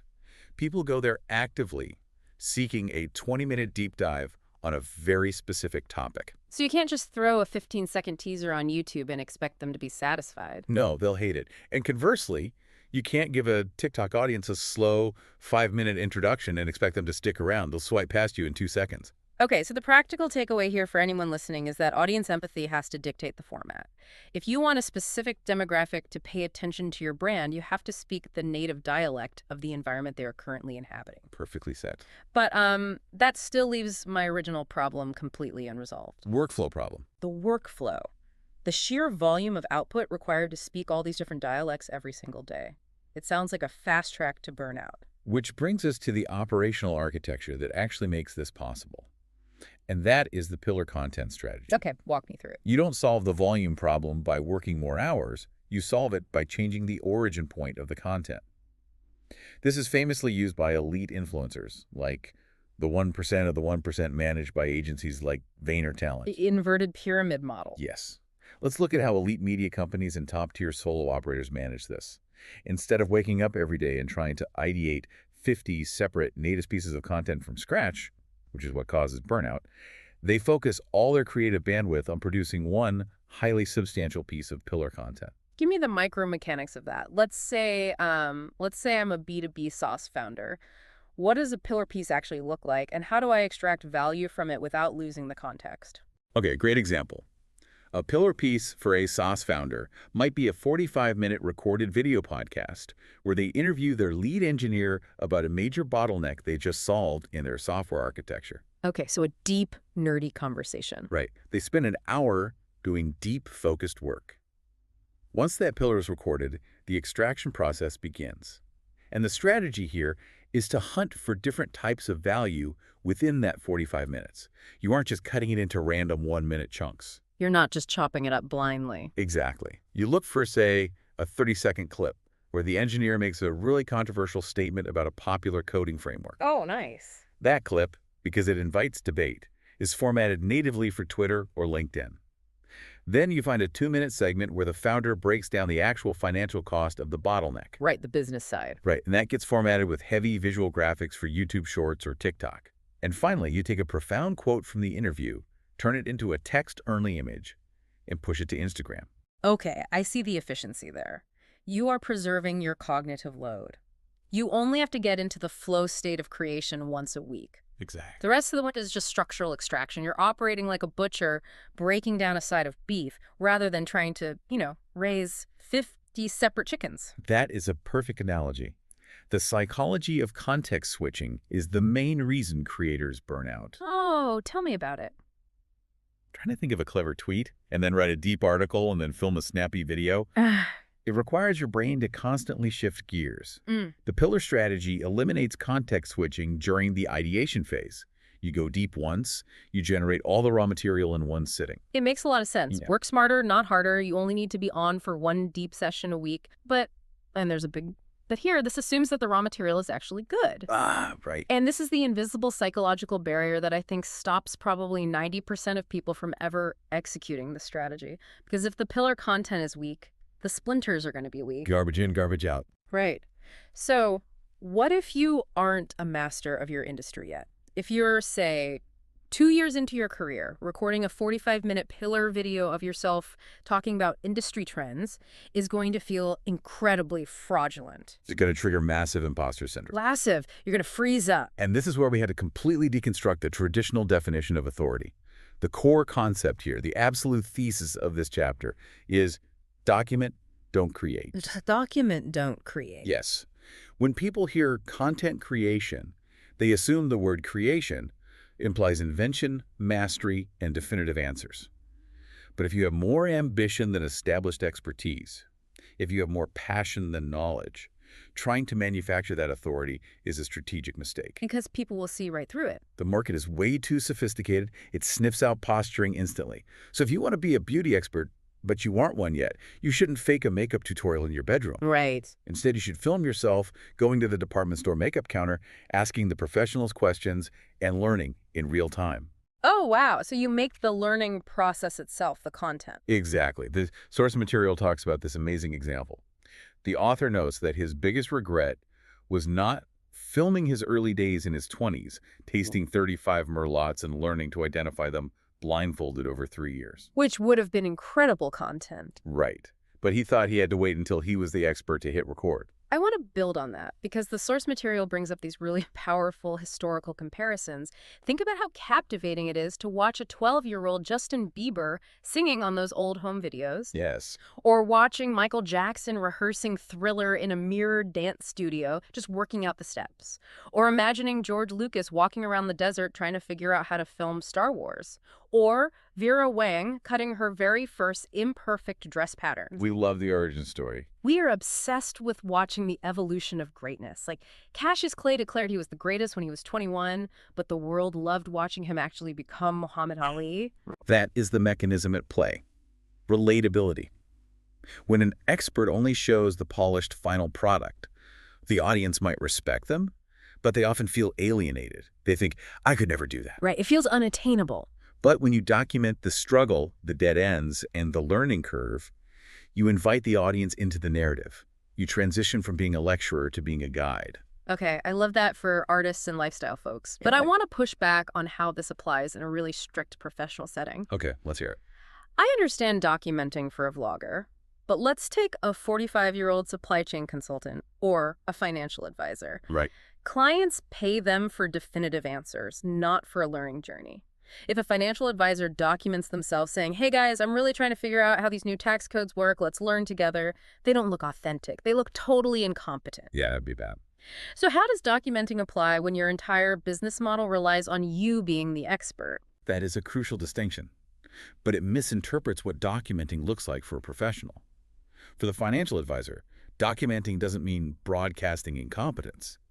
It means documenting the application of their expertise and their internal processes. Okay, so what does that actually look like? Well, instead of sitting in front of a camera and pontificating abstractly about tax law, which requires writing a script, setting up lighting, and essentially producing a mini lecture. Which takes forever. Right.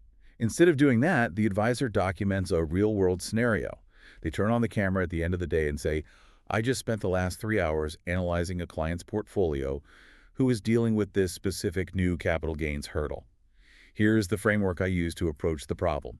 Here are the 2 dead ends I ran into, and here's the solution we ultimately implemented. You are shifting the focus from, I am the all-knowing guru presenting a lecture, to, here is my active methodology out in the real world. Exactly. The output is the same. The audience still learns about tax law, but the psychological burden on the creator is entirely lifted. Mm. You aren't staring at a blank page trying to invent a profound thought. You are simply reporting on the work you already did that day. And from a consumer psychology standpoint, that is infinitely more engaging. We don't just want the finished, polished product. Like we said, the human brain is wired for a narrative arc. We want to see the adjustments and the evolution. It liberates you from the pressure of being poetic or profound. Your uniqueness is the creative asset. So the practical takeaway for you listening right now is that you don't need a teleprompter or a high-end production studio. Just hit record, capture your reality, and let your audience watch you grow or watch you work. Right. But let's look at the dark side of this transparency, because there is a massive reputational risk here that we have to talk about. The permanent archive. Yes, the internet is an archive, and it does not forget. If you document your predictions, your strategies, and your processes in real time, you are inevitably going to document your failures. You will. If a founder documents their strategy for a product launch, and that launch spectacularly fails, that failure is now public, it's searchable, and it's permanent. Doesn't that completely damage the brand value in the long term?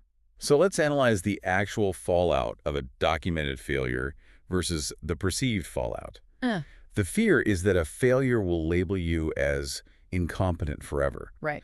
The reality is that the internet, acting as this massive, real-time focus group, actually values adaptability over perfection. Wait, really? You think the internet is forgiving? Well, maybe not forgiving in the comment section, but structurally, yes. Documenting serves two massive business functions. First, it kills the need to fake it because the internet is the ultimate middleman and will expose a fraud immediately. Very true. Second, it builds an archive that, as the source calls it, earns your keep. Let's look at a positive example first. The author of our source material publicly predicted Facebook's billion-dollar buyout of Instagram back in 2012. Ah, when everyone thought that was a crazy amount of money for a photo app. Exactly. People thought he was nuts. But because he documented his prediction publicly, he has the ultimate I told you so leverage. That time-stamped archive proves his business instincts. Right, it's undeniable leverage. You point back to a video from 4 years ago and say, I saw this coming. But what if you document and fail? Yeah, what then? You use that market feedback as zero-cost R&D. There's a great example of this. A creator named Daniel Markham. He didn't just wake up one day and launch a massive, successful YouTube channel. He launched multiple different channels, testing different formats, concepts, and presentation styles. And I'm guessing a lot of them tank. Completely failed. No traction at all. But because he was documenting the process and letting the market judge the output, he eventually found the signal in the noise. He launched a channel called What's Inside, where he literally just cut open sports equipment to see what was inside. Oh, I've seen those. They're huge. Huge. The market immediately responded, and it scaled to over 5 million subscribers. The problem is ego. Ego demands that we hide our failures. But the market's response, the analytics, the comments, the complete silence when a post bombs, is objective truth. So you're essentially saying we should treat the internet like a massive real-time focus group where ego takes a backseat to data. Strongly agreeing with that. Letting the market judge your content in real time prevents the much larger catastrophic failure of spending 2 years building a product or a service in total secret, only to launch it and realize nobody actually wants it. You are treating content like agile software development. You don't build the whole giant software suite before testing it. You release the minimum viable product, you see where the bugs are, you patch it, and you iterate. Exactly. You're saying we need to produce minimum viable content, put the raw thought out there. If the market rejects it, you've lost nothing but a few minutes of recording time. And you gain the exact data point you need to pivot. Stop judging your own content before you post it. Put your journey out in public. If you suck, the market will tell you and you can pivot. So the protective nature of transparency isn't just about avoiding imposter syndrome. It's a structural defense against wasting your time. Yes. If you tell your audience, hey, I'm testing this new hypothesis, let's see if it works, and it fails, you haven't lost credibility. You've actually gained credibility because you were honest about the experiment from day one. You bring the audience along for the ride. Okay, but let's pivot to the conversion mechanics. Because we can talk about algorithms and native formatting and overcoming imposter syndrome all day long, but views and likes do not pay the mortgage. They absolutely do not. How do we take this massive documented platform-native attention and actually extract business value from it without just, burning out the audience with constant sales pitches? That is the million-dollar question. The conversion from attention to sustainable business relies entirely on the psychology of reciprocity. Building a personal brand isn't just about broadcasting. It is about building a specific type of community through relentless upfront free value and then executing a highly specific listening strategy. Give me an example of that in the wild. Let's look at a deep case study from the source material. Rich Roll. His background is critical to understanding why his audience eventually converted so strongly. What's his story? He was an entertainment lawyer who was struggling with severe alcoholism, and he hit absolute rock bottom. But in his 40s, he completely overhauled his life. He adopted a plant-based diet, got sober, and transformed his body to the point where he completed 5 Ironmans on 5 different Hawaiian islands in under a week. At age 44. At 44. That physical feat alone is incredible. But, lots of people achieve amazing physical feats without building a media empire. What was the specific mechanic he used to build his business? The mechanic was delayed extraction. When he started his podcast and began writing, he didn't immediately push a product. He didn't try to monetize the attention on day one. He spent years delivering highly specialized, deeply valuable, completely free content about endurance, mindset, and nutrition. So he just ground it out? He ground it out. He spoke to tiny audiences, literally 4 or 5 people in a room sometimes, and he gave away his absolute best insights without asking for a dime. Wow. He wasn't building a transactional audience. He was building a relational audience. What's the difference, practically? A transactional audience follows you because they want a quick tip or a 10% discount code. As soon as you ask them for money, they leave. A relational audience follows you because they feel a deep parasocial connection to your journey and your values. Because he documented his rock bottom, his audience felt like they were actively participating in his recovery and his rise. Exactly. And when the time finally came that he had a product, his book, Finding Ultra, he didn't have to use aggressive, sleazy sales tactics. He had built up such an immense reservoir of goodwill that his audience actively wanted a way to reciprocate. They became his foot soldiers. Yes. They didn't view buying his book as a cost.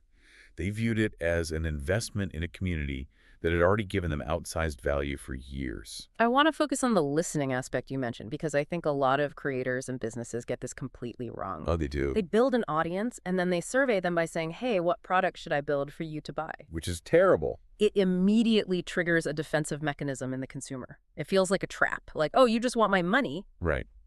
As Rich Roll advises, the mechanics of listening have to be embedded in the value delivered process. Engage them one-on-one.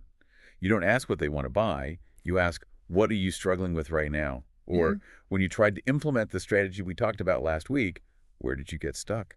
You are asking them to document their own failures for you. Exactly.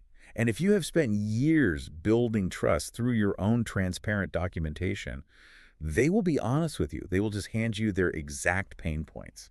And from a product development standpoint, that is the holy grail. It is. You don't have to guess what consulting service to launch or what software feature to build. You simply build the exact tool that solves the specific friction point they just described to you. It completely flips the traditional business model on its head.